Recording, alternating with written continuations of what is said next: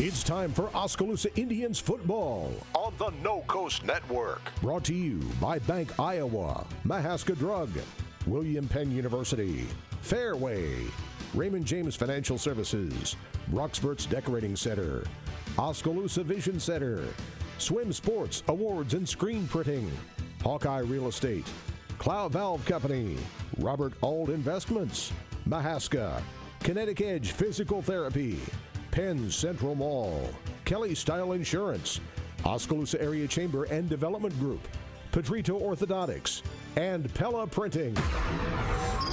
Oskaloosa Indians football starts now on the No Coast Network.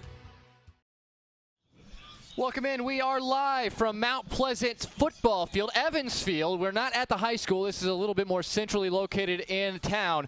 But Emery Sunger and Doug DeCock with you all the same. We are live with our audio on 99.5 FM and AM 740 KMZN and RadioKMZN.com. And, of course, we will have live video uploaded to both MCG Channel 7 as well as RadioKMZN.com after the game goes final. Some internet concerns here in Mount Pleasant have not allowed us to necessarily do the live video, but we will have an archived video for you coming up either at the end of today or by tomorrow. Doug, we're sitting here, and this game is a little bit bigger than I think this game was last year. Both Mount Pleasant and Oskaloosa, it wasn't until late in the season Oskaloosa was really like, hey, we can make the playoffs right now. Mount Pleasant never really gotten to that point. Right now, both of these teams are saying, hey, if we're going to make the playoffs, we need to win this game, especially Mount Pleasant knowing they lost by just 2 points to Washington, a second district loss without even playing Solon yet. That would really put maybe the nail in the coffin for them if they picked up an L here. Now, Oskaloosa has a little bit more room to work with because they did win their first district matchup coming up against 58-14 win over Fort Madison last week to get them off to a good start. But they still have Washington and Solon left this season. It would go a long ways to get a win here. This is a big matchup to keep these teams alive in the playoff hunt. Absolutely. This is a huge matchup for this early in the year, and it doesn't involve Washington or Solon. So I think you hit all the points right there and broke it down. Mount Pleasant, this is kind of a must-win for Mount Pleasant. I think Oskaloosa, it's not a must-win for them, but if they could win tonight, they really enhance their chances of making the playoffs this year and will at least be in the playoff hunt all the way through the year the way things are shaking out. If the Indians win tonight, we're basically down to a 3-team race for 2 spots, and then there is a wild card in a 3A playoff chase. Yeah, and that's really important here because in case you do lose twice, if you win all of the games that you've won by 17 or more points, that puts you in really good shape to potentially steal one of those wild card berths and still get into the playoffs, which is the ultimate goal. We'll take our first break of the evening, and when we come back, we'll take a look at some of the important numbers, where these teams have been so far this season. Both enter at 2-1 on the year, but this is a massive game, as mentioned, with playoff implications already here in week number 4. We'll be back with more Oskaloosa football as they're about to take on Mount Pleasant in about 26 minutes right here live on the No Coast Network. Dreams start early, illustrated straight from the heart. Big or small, dreams take hard work to grow into reality. To bring your dreams to life, sometimes you need a little help. So surround yourself with people who believe in your dreams and count on Bank Iowa to help you reach them. Bank Iowa, for the dreamer in all of us. At Mahaska Drug in Oskaloosa, getting your prescription filled is easy. The large covered drive-thru and easy access to the front door is convenient, and the friendly staff is always ready to help you. With a variety of goods and home decor, Mahaska Drug is sure to have the perfect gift for any occasion. Have your favorite photos developed and framed at Mahaska Drug's framing counter, and cherish your memories for years to come. It's all at Mahaska Drug in Oskaloosa, where they have been committed to a healthy community for over 20 years. Call 673-3439 or stop in today. The student community at William Penn made an impression on me. It's a real statement that you can come here and be part of something real. You have the opportunity to participate in activities. The coaches are awesome. It's easy to play for coaches that care about you. The real experiences at Penn have helped shape who I'm going to be when I graduate. I work harder because I want to be part of the conversation in class. I am a leader. I am a trailblazer. I'm proud to be a statesman. Our roots are here in the middle of America, where humble beginnings can grow into great opportunities. where hard work and high standards are the key ingredients to success, where honesty and integrity matter. We're proud of our roots, proud to be a part of a community that shares our values, and grateful to our customers for giving us the opportunity to grow.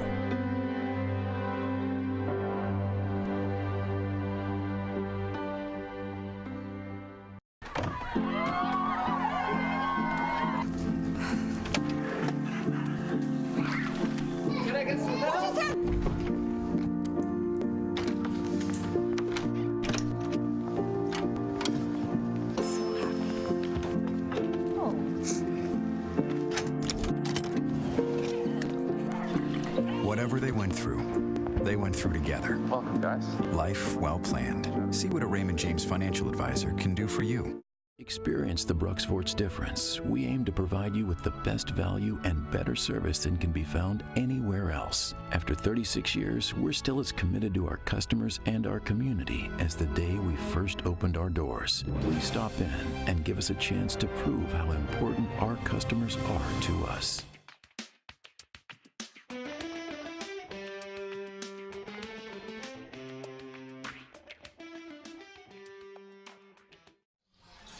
Oskaloosa football on the air on the No Coast Network. We're 6 minutes past the top of the 7 o'clock hour here on 99.5 FM and AM 740 KMZN. We appreciate you for joining us. Once again, if you're looking for a live video broadcast, we won't have it live for you this week. Some internet concerns here in Mount Pleasant have allowed it. They've been great to us, allowing us to bring all of our equipment. We just couldn't get a significant internet signal kind of figured out before we got here, so we just wanted to roll with the radio broadcast live. We'll have the video, which could be a very entertaining game here, live to check out, live to tape with our audio as well here tonight. So be sure to check that out tomorrow when that gets uploaded. Let's go ahead and talk about these teams a little bit more in depth. Obviously, when you are an Oskaloosa Indian supporter, you made the playoffs in 2016, Doug, but that doesn't mean that that's good enough for you. You want to make it in 2017 as well, and kind of the roadmap is you got to win this game. You got to get into that Washington game with just the loss to Solon in district play, because you feel like Solon's going to beat everybody. That's not going to hurt you as much, but you have to beat everybody else. But to give yourself even a good chance, you have to make it to that Washington game unbeaten in district play outside of the Solon game. So for you, before we get into stats, what is the number one key for Oskaloosa in this particular game if they want to come out here and feel confident that they're going to win this game? Well, I think before the game, the key was to stop Mount Pleasant's running game. And Brody, I'm not sure how you... McGackey. But we have an injury update. Brody McGackey, Mount Pleasant's fine tailback, is out tonight. And that is really going to hurt the Panthers' running game. So look for them to pass a little more. What's the key?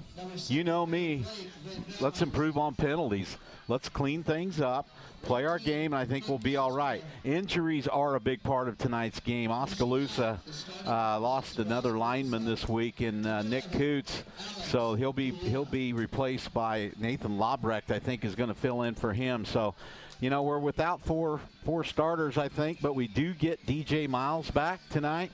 And Tanner's going to be out there tonight. He got dinged up a little bit last week, but was able to pass concussion protocol, and he will be ready to go tonight. So Jared Cruz has got a little bit of a problem with a Achilles tendon. We'll see how he is. He sat out a lot last week. And then, he didn't play a snap of offense, I don't think. He was just out there defensively for the most part. Yeah, so the injuries are really hitting this Oskaloosa team. But as I mentioned to you off the air there, my kids came home one day, and I was like, so I guess heard we lost the lineman. They're like, whatever, we got to move on. It's next guy in. And I think they really have that attitude now. They've lost so many players. They're just like, just put another guy in there. He'll do the job, and we'll just keep moving on. So that's a good attitude to have. Mount Pleasant, this is going to be their first game without their star. Yeah, a big-time player in McGackey. We'll get to his numbers in a second. A laundry list of Oskaloosa players who are out.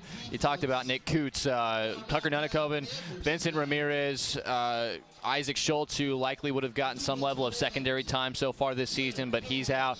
That sophomore protecting some precautionary issues as well, and that's just a few of the players that Oskaloosa is missing, and that doesn't even count the guys that are semi-banged up. So the guys who are going to pick up the slack, the Cole Henrys offensively, You might see Nick Dykstra a little bit offensively. Dylan Van Leuven, we saw an awful lot at receiver. Alex Chapman's going to get a lot of looks his way offensively. Defensively for Oskaloosa, it's a matter of Keaton DeCock, Jaden Van Rukel, making sure that he makes plays in the secondary, and then whoever's opposite in that corner position throughout the night. It's going to be Calvin Silvers to start the night, but Alex Young on one side, if you just have a good corner performance on the other side, and we saw that last week with Silvers and whoever that was getting thrown out there, really important just to make sure that there's not an easy target for the passing game of Zach Beeson. In 3 games this year, Zach Beeson, the Mount Pleasant quarterback, has a 62.3% completion rate, 48 of 77. So they have not been shy about throwing it. And he's thrown for 631 yards in 3 games, which is very impressive, 13.1 yards per completion. But the problem for him has been interceptions, 3 touchdowns and 4 picks. He has thrown a couple of touchdowns to big-time players, but the number 1 receiver has been Brody McGackey. 17 catches of the 48 completions for 236 yards, a big play threat, and he has one of the touchdowns. And he also had 3 rushing touchdowns, averaging over 6 yards per carry. So he's in a knee brace walking around just with his jersey and some shorts on out there. So we know he is not playing tonight. That is a big development for Mount Pleasant as they look to try to find a way to win this particular ball game. Statistically for Oskaloosa on the other side, we finally saw Seth Howard open it up a little bit, and his passing numbers kind of on the rise. And I think a lot of that has to do with, first off, Alex Chapman being a really good go-to guy. Just when you need something to happen, he finds himself pretty much open whenever he wants in the slot, whenever Howard can find him. But also the emergence of Cole Henry as an outside threat, even with the absence of Jared Cruz on the outside last week. Yeah, and in our memo from Coach Jenkins, he mentioned that Mount Pleasant will like to come up, try to lock you up man-to-man. So Oskaloosa hit a couple huge plays last year against them down the seam. So that's something to look for tonight, like as you mentioned with Chapman or Tanner DeCock. Also, one last thing on their offense. They do have another offensive weapon other than McGackey, and that's their tight end, number 88, Kieran Cohorst. He hurt us last year. What he'll do is he'll lock up like he's going to block, and then he'll slip out into the flats, or he'll sit down in the middle, and he'll be a target. Look for Mount Pleasant to try to go more vertical tonight. Their running back was their main pass receiver. He's out. They probably ran a lot of swing passes and short passes to him. Look for him to really zone in on number 88 tonight and to move the ball downfield. Jaden Van Rukel on Oskaloosa side looks good. He was banged up, had a bad arm with all bruised up. He's feeling much better, and that's a good sign for our safety. He will probably be the one that's looking at number 88 tonight most of the time. Yeah, and Cohorst, 10 catches so far this year, 140 yards. That's 14 yards a catch, and he does have 1 touchdown receiving. On the side of just who these teams have played to get here, you're looking at Oskaloosa, the 35-7 loss to Pella, who did lose the next week to Dallas Center Grimes, but still a top 10 team. They're actually ranked 7th this week in the Radio Iowa poll. Grinnell on the road, a big 41-0 win, like they should have. Oskaloosa gets their first win a couple weeks ago. And then last week at home against Fort Madison to start district play, an outstanding 58-14 win. So the penalties really are the big negative. For the most part, though, Oskaloosa performed very well on the field last week against the Bloodhounds and are looking to keep that up coming into week 4 here and their second district game against Mount Pleasant. For the Panthers, they started out against a couple of opponents Oskaloosa doesn't typically see, and that is at Clear Creek Amana and at home against Mediapolis, a smaller school, in their non-district action. It was Clear Creek Amana really pushed them, 14-7 the final score, with Mount Pleasant coming out on top up there in Amana. And then in the Mediapolis game in week 2 here at home, 37-7 took care of business against them. And then at Washington last week, gave them a scare, and it was interesting. If we thought Washington is going to be pretty securely going to win that game, but they had to come back late and get a 16-14 win, and that hurts for Mount Pleasant because they were close to pulling that upset. But at the same time, that means Mount Pleasant isn't any joke. Well, that's true. That's an eye-opener for everybody around the district. Like, whoa, look at that. I watched the film on that game, and there was an extremely controversial call on that. There was a punt that supposedly hit a Mount Pleasant player's foot. Washington downed the ball, just picked it up, gave it to the referee. Next thing you know, they give Washington the ball. It certainly did not look like it hit a Mount Pleasant player. And so they got to feel like they got a little bit slighted down there at Washington and should have won that game. That's tough. Always tough to swallow when that kind of stuff happens, and the officials do the best they can. But sometimes in high school, sometimes the officials try to do a little too much instead of just calling the game as the players are seeing it as well. Pretty obvious when they hand the ball to the referee that that was just a regular punt, and nobody in an orange uniform thought otherwise. But unfortunately for Mount Pleasant, it didn't go that way, so they're going to have to bounce back. And this is a must-win game for them if they want to stay in the playoff hunt, with Solon still looming for them later on this season. We'll go ahead and take another break. When Doug and I come back, we'll continue to look at some keys to the game, get you set for kickoff about 15 minutes away. Oskaloosa football taking on Mount Pleasant right here on the No Coast Network.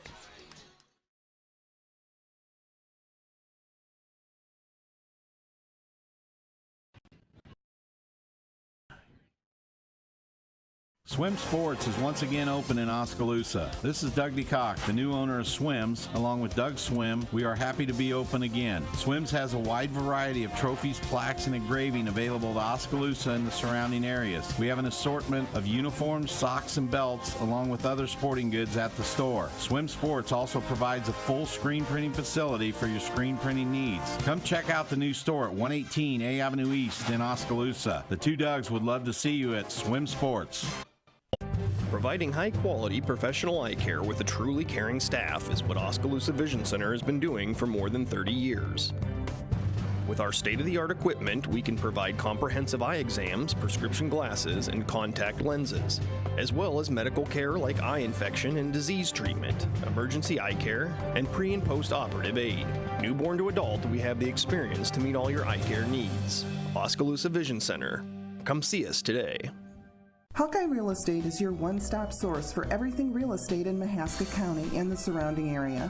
Whether commercial, residential, or acreages, we've got you covered with the area's largest pool of real estate professionals, full-time support staff, and property management services.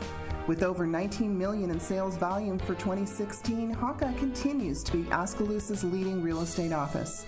Discover what thousands already know. When it's time to make a move, get the Hawkeye Edge. Plow Valve Company of Oskaloosa is very proud of all area students involved in any school activities. They know that being involved takes dedication and hard work put forth by each student. Plow Valve Company reminds you to support our area students in the various activities that they're involved in. School activities are important in molding young people into healthy, successful adults, as they are an important part of a good community. Congratulations to all area students from Plow Valve Company in Oskaloosa. If your savings and investments are sitting on the bench instead of meeting your goals, call Time Out to examine your investment lineup. Your game plan should include getting some investment advice from an experienced investment professional. I'm Bob Auld of Robert Auld Investments, an investment advisor with over 20 years of experience in Oskaloosa and southern Iowa. I would like to assist you with your investment strategies. Call 673-9448 or toll free at 1-800-444-AULD. Look at that mouth. That poor, parched mouth. What'd you eat for lunch? Chalk dust? Did your face storm a sandcastle? You're being awfully quiet. Is that because your mouth feels like the business end of a Dremel saw? Is it because your mouth just wrote a haiku and all 17 syllables were dry heaves? Right now, your mouth could be tongue bathing in the refreshing citrus kick of Mountain Dew. Instead, it feels like you've been motorboating King Tut's sarcophagus. Show some mercy. Crack open an ice-cold Mountain Dew. You know your mouth wants you to. Do the Dew.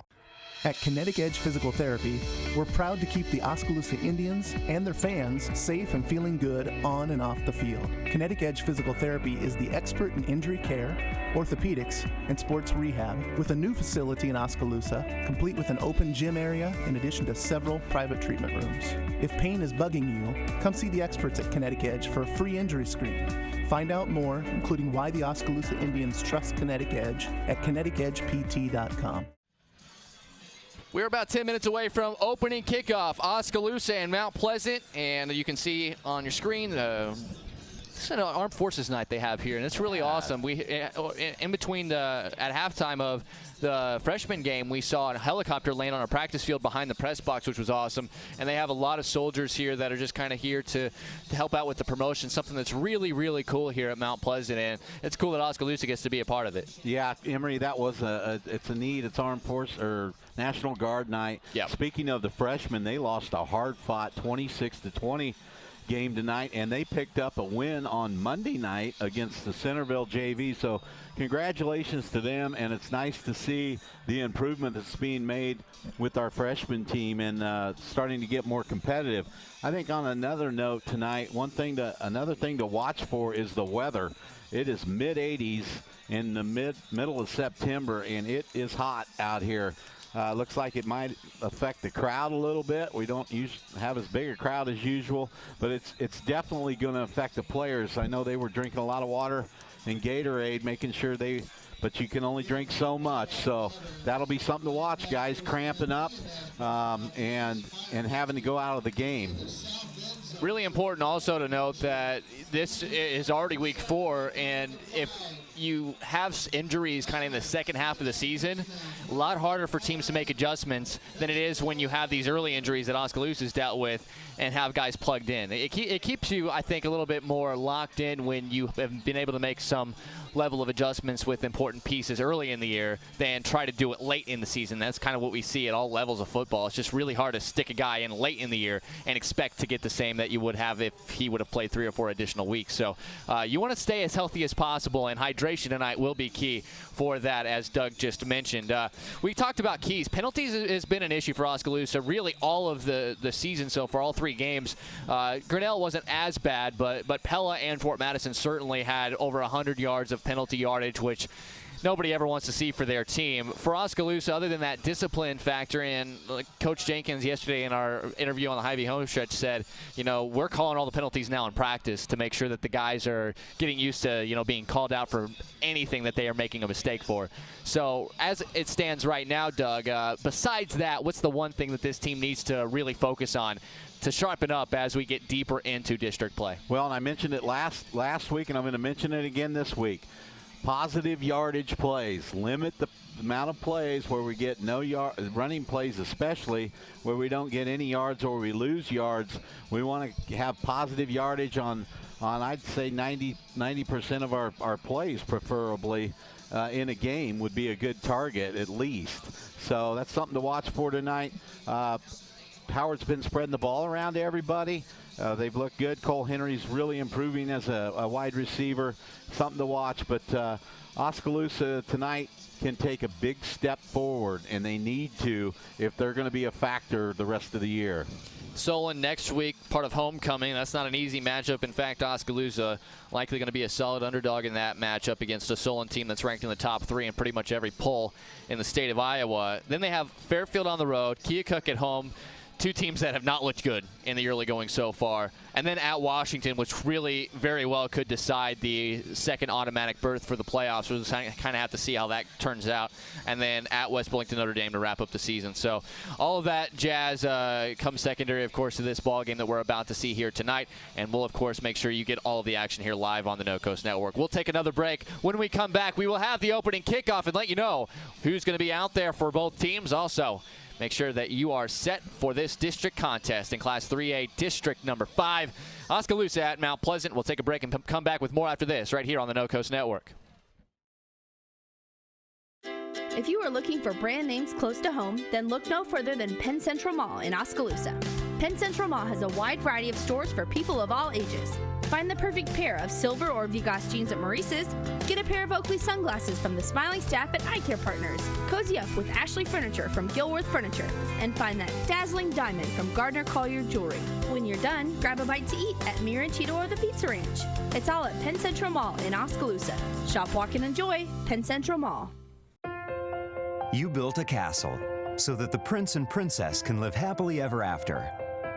You brought the sunshine to shine upon the whole family's future. But when the sun hides behind the clouds, State Farm can help. We put the life back in life insurance to protect your family's finances, not only in the future, but today. Call your State Farm agent Kelly Style in Oskaloosa today. Mahaska County Ag and Rural Development is dedicated to the promotion and improvement of rural economies and to the development of both vision and leadership to enhance the quality of life in all Mahaska County. Recently designated as a home base Iowa community, Mahaska County and the city of Oskaloosa are now welcoming veterans and transitioning service members for career opportunities in the area. This also includes an incentives package created through Mahaska County Ag and Rural Development. For more information on how to support the Home Base Iowa initiative, contact Deanne DeGroot at 641-672-2591. We love to help people with their smiles. Petrito Orthodontics of Ottumwa and Oskaloosa is all about creating beautiful smiles and increased self-esteem that lasts a lifetime. We specialize in creating individualized smiles by committing to make each visit a memorable experience. Our office is equipped with state-of-the-art technology to ensure optimum results. For help with your smile, call Petrito Orthodontics. For over 30 years, Pella Printing has been leading the way in the print industry with quality equipment, modern facilities, and skilled staff. The Pella approach combines old-world craftsmanship with today's cutting-edge technology to provide brilliant printed products at a value price. They take the time to understand clients' needs from design to pre-press to printing and delivery to build lasting relationships with their customers. Whether you need personalized graduation announcements, oversized posters and banners, marketing materials, or stationery, Pella Printing offers a broad assortment of quality printed products done with speed and precision. Pella Printing, where technology and craftsmanship meet. MCG's new gigabit internet is here, and it's a real gig deal! Connect all your devices, download an HD movie in 7 seconds. Get unlimited use, no limits, no data caps, and no slowdown. And stream a video with no buffering, ever. Work, play, create, innovate with MCG internet. Call to get your upgrade free for 30 days. Buffering video, spinning wheels are over! You deserve the best, and MCG delivers.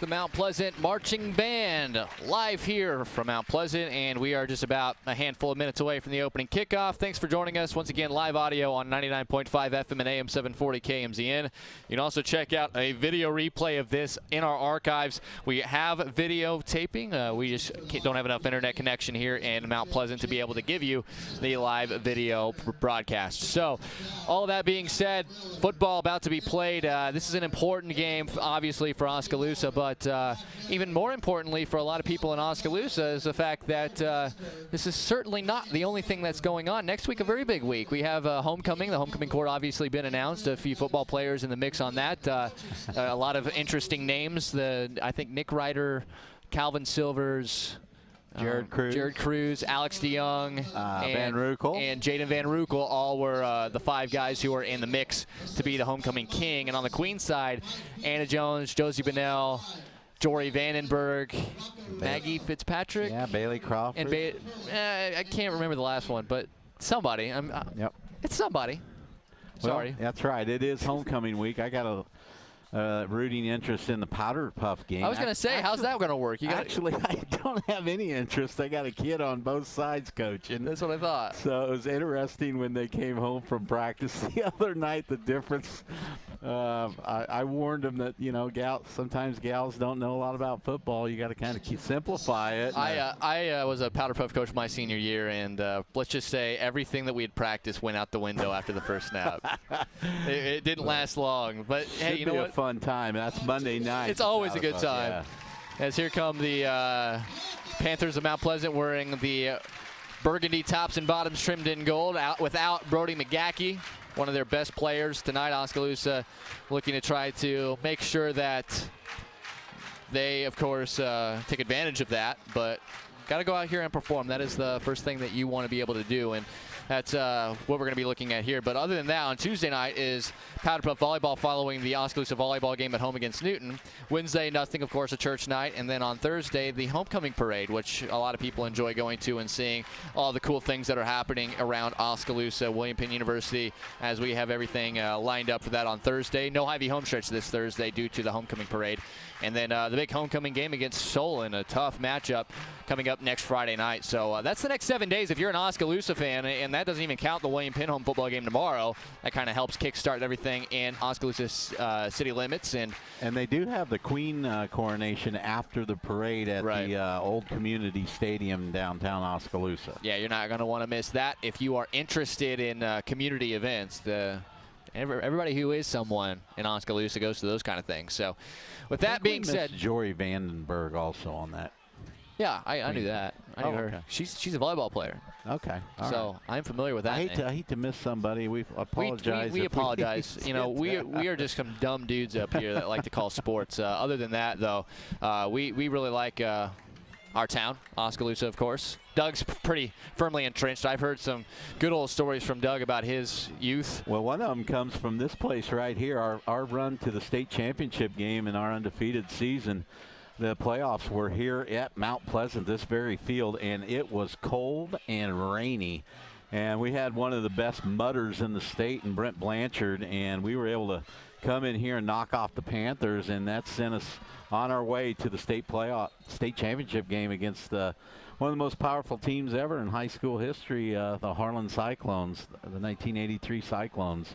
And they put it on us, but what a great year, and it all started here for the playoff run. Yeah, that's good memories. Oskaloosa looking to have another good memory here tonight. Of course, last year it was a little lopsided score-wise, but it was played pretty tight. You were here. I was not here for that matchup last year as the captains about to meet at midfield. For Oskaloosa, the captains are Blake Van Veldhuizen, Tanner DeCock, Jared Cruz, and Alex DeYoung. On the other side for the Panthers is going to be Kieran Cohorst, who we talked about, a big play threat. Colby Potts, another senior out there. Also, Dalton Bass and Colin Mulford. Colin Mulford out there as well. Good basketball player on that Mount Pleasant team, basketball team that went undefeated, rumors have it, this summer, and will be ranked #1 in the state when basketball season starts. You want to avoid them at all costs. Absolutely. They talk about putting it on somebody. They're going to lose their big guy, but they're still going to be a team to reckon with. Oh, yeah. They only lost the one guy from the team that beat Osky by 30 in the sub-state final. As Osky won the toss, they deferred. Mount Pleasant will receive the opening kickoff.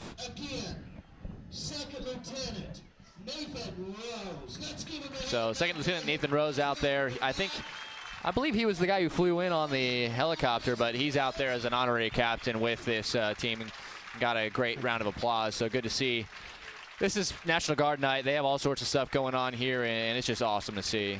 In a time in our country where it kind of gets lost in translation, I'm glad that we still have things like this to kind of bring people around, the people that protect our country and our rights. And those guys are really needed at this time with all the natural disasters that have been going on, the flooding in the Houston and Texas area, flooding in Florida. The National Guard people step up and do the job and help out in those situations. So good night, patriotic night here in Mount Pleasant, and we're getting ready to kick off here for the Indians and the Panthers. Oskaloosa wearing white tops, white bottoms, trimmed in maroon. They got the maroon stripe that says Indians down the side. They have, of course, the maroon helmets that have the Indian on the side. Mount Pleasant, they got an MP on their helmet that is in the stars and the stripes with the maroon shell. They have maroon tops, maroon bottoms trimmed in gold with a gold stripe down the side of the pants. So that means 12 minutes on the clock, and we are getting set for the kickoff. Aaron Blom back to kick. Not a whole lot of wind out there right now, but Blom, of course, a big leg. Back to receive Levi Puig. And I believe he's being joined by Keegan Rich. Here is the kick. We are underway here in Mount Pleasant. Deep kick. This will go into the end zone for a touchback, and that's going to move it out to the 25-yard line for the first down of action here in Mount Pleasant. So as we settle in here, let's watch. I look for Mount Pleasant to air it out a little bit vertically and look for number 88, Kieran Cohorst, to be the main target. Let's see how the Indians defend him. They are aware now that McGackie is out, so we'll see if that changes their defensive alignment a little bit, and they focus a little more on the passing game. Quarterback Zach Beeson comes to the line of scrimmage. He's got 3 wide receivers, make it 4 with Cohorst in a slot to the far side. Here's the snap. Beeson rolls to his right. It's kind of an option play, but Oskaloosa reads it well and takes it away. Blake Van Veldhuizen on the stop. The other wide receivers tonight are Chase Lamb and Jordan Magnani, a couple of other familiar names if you follow that incredible basketball team they have here. Levi Puig is at one back position with Keegan Rich likely going to tag in at the tailback spot with McGackie on the shelf. Cohorst is the tight end. Along the line, the left tackle is Garen Crane, left guard Dalton Bass. Colin Mulford is the center, right guard Austin Buckert, and the right tackle is Keegan Cohorst. Good job by the Indian defensive line there, Nick Dykstra, and then Blake Van Veldhuizen pursuing from the backside. Good hustle. Here's Beeson, his first throw out into the flat. That's Cohorst. He makes the catch, almost sheds a tackle. A good job by Cole Kraber getting the tackle down there after a gain of 5, and that's the kind of open field marking that you're looking to try to pick up if you're Oskaloosa. Well, and that was a nice throw. That was a long throw into the flats to Cohorst. He made the catch, and Kraber was able to tackle him, but they get a gain of about 5, bringing up 3rd and 3 for the Panthers. That ball is spotted at the 27-yard line, just underway here in Mount Pleasant. Coming into the ball game is Chase Lamb, and he is replacing, I believe that is Mason Ashton, who just came off to the sideline. So 3 wide receivers to the near side, including Cohorst in the nearest slot, and then 1 to the far side. They're looking to the left. Now it's Beeson rolling out to his right, throws on the run, lofts this one up, and out of play. Just kind of got rid of it as the Indians were kind of giving him pressure, flushed him out of the pocket. The read was to that one-on-one on the outside to the left there, Doug, but Oskaloosa did a good job of forcing him out of the pocket, and Kraber in one-on-one with Cohorst. There wasn't any space for Beeson to throw the football. Yeah, good job there by the Oskaloosa defense. The defensive line's doing a good job of keeping him contained, not letting him get outside. For those of you who are listening back in Oskaloosa, you may recognize the Lamb name. Don Lamb was a longtime Oskaloosa principal, and I'm sure that's some relative because he was from this area. Good punt. It's going to be fair caught around the 30-yard line by Tyler Miller. Great punt that time, actually, by Chase Lamb. So right on cue, Lamb with the punt. And Oskaloosa will come out for offense the first time from their own 31-yard line. Defensively for Mount Pleasant, a lot of the same names are out there defensively, so they can be worn down.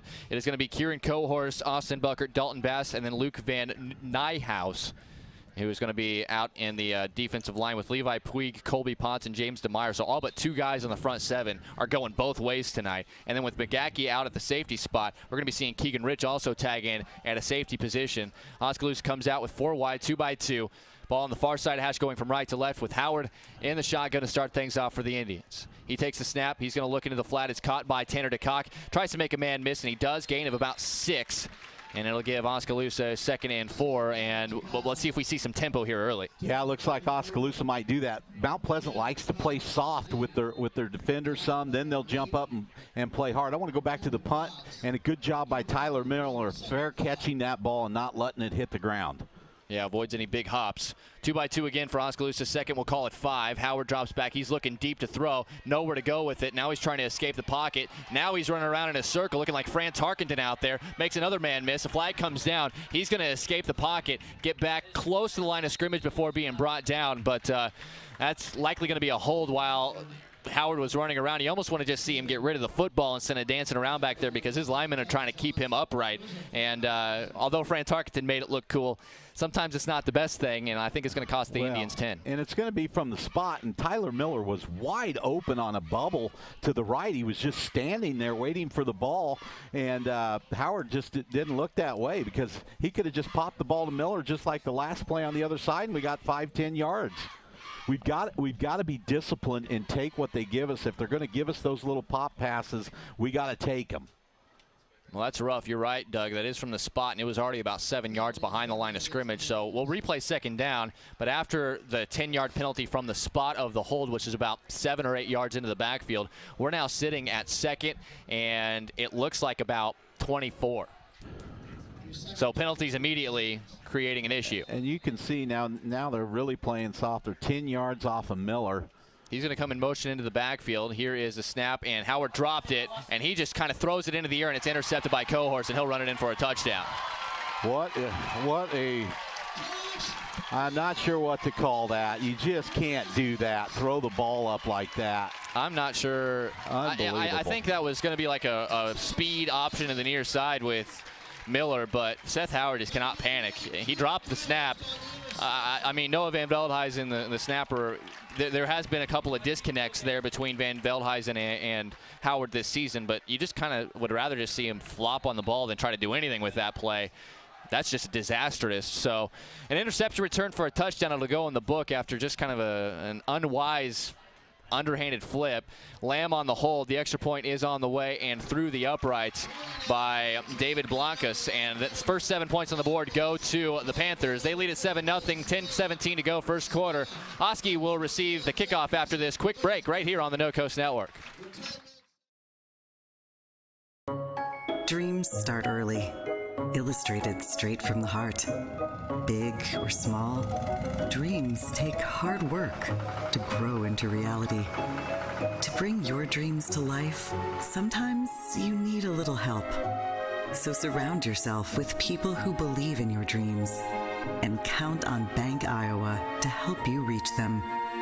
Bank Iowa, for the dreamer in all of us. Oskaloosa, just not a smart play by Seth Howard after he dropped the snap. I don't know if it was more he dropped it or it was a low snap, but instead of just falling on it, he picks it up and just kind of, you know how the referees just kind of throw the ball to the sideline, kind of that underhanded flip? He just did that into what he thought was open space, but it was easily caught by Kieran Cohorst, the defensive end, and he rumbled into the end zone. He is a big play threat offensively. You talked about that a lot in the pregame. He's going to be a big target with McGackey out, and he actually strikes first defensively tonight with that pick six on just not a smart play by Seth Howard. And you can kind of blame the holding call there for putting Oskaloosa in bad shape as well. Oski just needs to tighten the screws here, down 7-0, less than 2 minutes into this game. Well, they started out doing the right thing, and then all of a sudden they make a bad read. They get a holding call, and then they just throw the ball up. And now they're in a whole 7-0 to start this game. Here's the kickoff by Blancas. It is going to be received by Miller at the 6-yard line. He's going to come right straight up the field. He crosses the 20-25. He's got a gap, and he's across the 35 to the 36-yard line. That's why you have speed guys back there. Nunnikhoven and him both had a great first matchup against Pella in the special teams, and now Hill and Miller doing a fantastic job returning kicks as well. So special teams has been Oskaloosa's biggest strength, I think, for all 3 weeks this season. Now the offense needs to respond after a mistake-filled first series. They'll have 1st and 10 on the near side hash going from right to left at their own 36-yard line. Yeah, special teams has been consistent is what I guess the way you could put it, and they've been consistently good. So been a bright spot so far. 4 wide receivers, 2 by 2. Howard in the gun. He's going to take the snap. This is going to be a handoff to Hill. He's pushing his blockers forward and lowers his head to about the 39. After week 1, where he didn't have a good game, averaged less than 2.5 yards per carry, he's really opened up some holes both in the Grinnell and Fort Madison game. A real strong runner between the tackles, but with good speed to get outside the tackles as well. Yeah, we talked about, I mentioned before the game, want to see positive yardage. I'm okay with that. That's 3 yards. That's better than a 0 or negative gain. Here's the snap. Howard looking to throw. A real quick hitter. Miller off his hands. Ball was actually tipped at the line of scrimmage. Coming into the backfield and getting a hand on it was James DeMeyer on a blitz.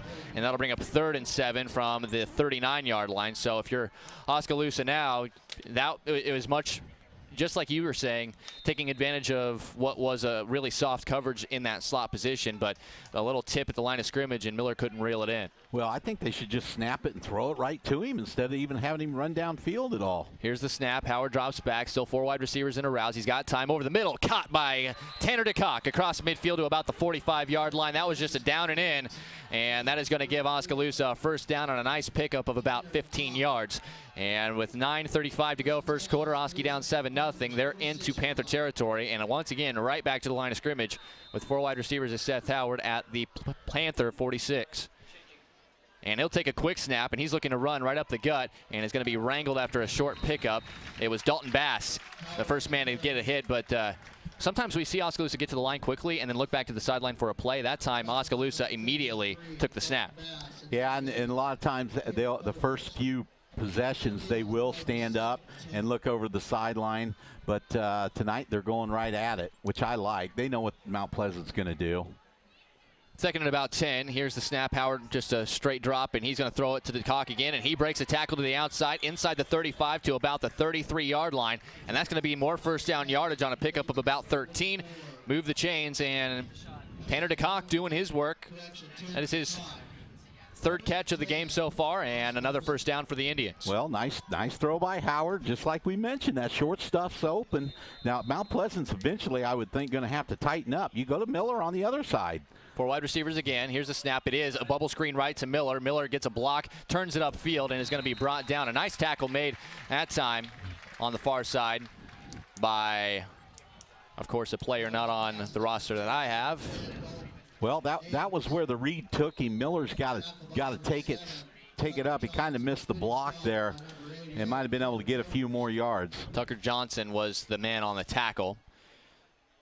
Gain of just 1. Here's the snap and a handoff to Hill right up the middle, inside the 30 to about the 28-yard line maybe in Panther territory. 8:20 to go first quarter. 7-0 Mount Pleasant very early in this first quarter. And that'll set up a 3rd and about 6 from where they marked him. They're actually going to put him at the 29. And the Indians are probably in 2-down territory here with 6 yards to go at the 29. So just depends on how much you want to put on Aaron Blom's leg. Depends on how much you get probably here on 3rd down. Oskaloosa going to send 3 wide receivers to this near side. Henry by himself on the far side with 2 guys right there on him. Howard takes a snap out of the gun, looking to Henry and fires, and it's caught.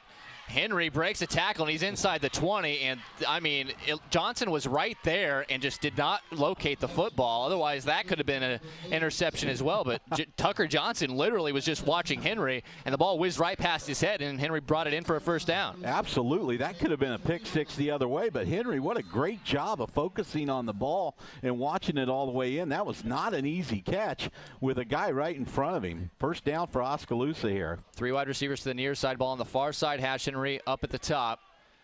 Howard takes the snap, and he'll hand it off. Little sweep this direction to the near side for a Hill. He's going to gain 3 or 4, and then a flag comes in late, and we'll have to check on that. Well, they're going to call holding on this, and this is a late holding call. These penalties are just killing us every week. We're getting holding call. That's 2 tonight now. The pitch was outside. When the runner gets outside of you and your defender starts moving to the outside, you cannot hold him even if it's inside of his pads. You got to let him go and release and go get the tackler. And we keep holding on, and that's why we're getting all these holding calls on runs to the outside and in open space. That'll be 10 yards from the spot back to the 29-yard line, so it'll be 1st and 20. Ball on the near side hash. Oskaloosa going to come out, and they're looking at the sideline for the signal. A few coaches giving different signals. Only one of those coaches giving the real signal. 4 wide receivers, 2 to each side. Oskaloosa looks confused here. Howard sends DeCock in motion. It's going to be a design run for him. He's going to reverse field. Confused. And then it's going to be Howard is trying to make something happen, and he'll be pushed out of bounds right at the line of scrimmage. Well, you could tell right away that play wasn't going to work. We had guys putting their hands up like, what are we doing here? And it was a broken play right away. So Oskaloosa shooting themselves in the foot offensively now with the 2nd and long. 2nd and 21. There seems to be a ton of, we got players holding their hands up like, what's the call? Like they're confused all of a sudden. 4 wide receivers, 2 to each side. It's Howard in the gun. He takes the snap. He drops back. He's got plenty of time. Now fires over the middle. Looking for Henry. He's got it inside the 10, and he'll fight down to about the 3-yard line. What a reliable target he's become. Oh my, what a throw by Howard. Beautiful throw on the post route, and Henry is really turning into a good wide receiver. He catches the ball with his hands right there, and he breaks tackles. He's a tough runner once he finishes runs. You said it earlier this season. He does not avoid contact. That is for sure. So Osky right back to the line of scrimmage, but they will look to the sideline here. 1st and goal from the 3-yard line, down 7-0 with 6:45 and counting to go first quarter. This will be a handoff. Hill right up the gut, looking to squeeze his way near the goal line. He's close. He's in. Touchdown. Oskaloosa. 3-yard run by Casey Hill. And it was treacherous at times, Doug, but Oskaloosa able to get it down the field on a very nice drive to respond to the pick six. And it's 7-6 with the extra point to follow. Well, what a beautiful drive. Take away the penalty. But, man, powered through the ball beautifully. Receivers catching. Tanner with a couple big catches. Cole Henry continuing to impress as a wide receiver. Aaron Blom on for the extra point. The kick on the way, and it's straight through. 6:39 left, first quarter. 7-all. Oskaloosa responds. Mount Pleasant will get it back after this quick break right here on the No Coast Network. At Mahaska Drug in Oskaloosa, getting your prescription filled is easy. The large covered drive-thru and easy access to the front door is convenient, and the friendly staff is always ready to help you. With a variety of goods and home decor, Mahaska Drug is sure to have the perfect gift for any occasion.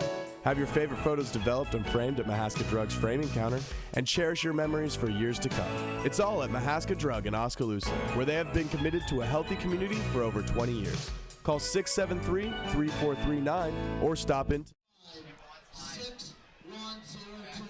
7-all, 6:39 to go here at Evans Field in the first quarter, and it's been really up and down for Oskaloosa. 5:21 into this thing, Doug. The pick six, a couple of big penalties, but that drive as a whole, little dinks and dunks, good hands, nice deep patterns by DeCock and Cole Henry, and then a 3-yard touchdown run by Casey Hill to cap it off. You feel good about it, but at the same time, you'd like to clean up those little things that we've been talking about all through the open already. I think if you look at the penalty yards, 20 penalty yards for Oskaloosa so far in the first 5+ minutes. You know, we've moved the ball. We got probably, 100 yards off total offense right now.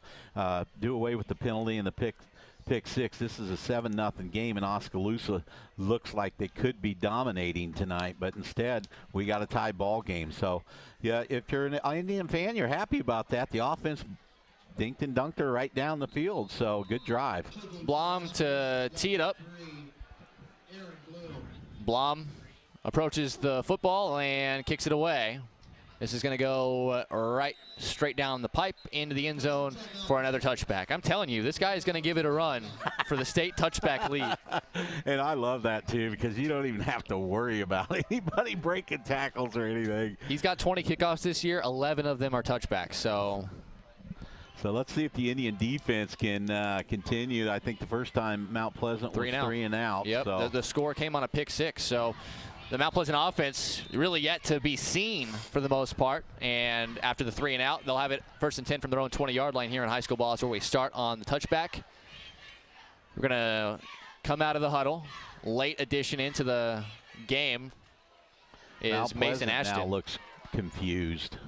3 wide receivers near side, 1 to the far side. 1st and 10, Beeson in the gun, takes a snap, looking to throw, under pressure, fires over the middle, nearly intercepted. Good coverage by Cole Kraber. And white jerseys are all over everybody in Burgundy, and the pass rush, that's the 3rd time that they have forced Beeson either to throw on the run or look very uncomfortable back there. Yeah, Emery, I was watching Cohorst on that play. Jaden Van Rukel picked him up, but if he sits down at about the 10-yard mark, he's open. He was open. Jaden's got to maybe glue on to him a little bit quicker because he would have been open on that play. 3 wide receivers now to the far side. 2nd and 10. Beeson in the gun once more. Sends a man in motion. He takes the snap. He's going to hand it to the man in motion. And coming this way, Jordan Magnani now turns it upfield, trying to break some tackles across the 25 to about the 26 before a gaggle of Indians helps take him down. Kraber in there along with Calvin Silvers. And with 6:15 to go first quarter, it'll bring up 3rd and 3.5, maybe 4.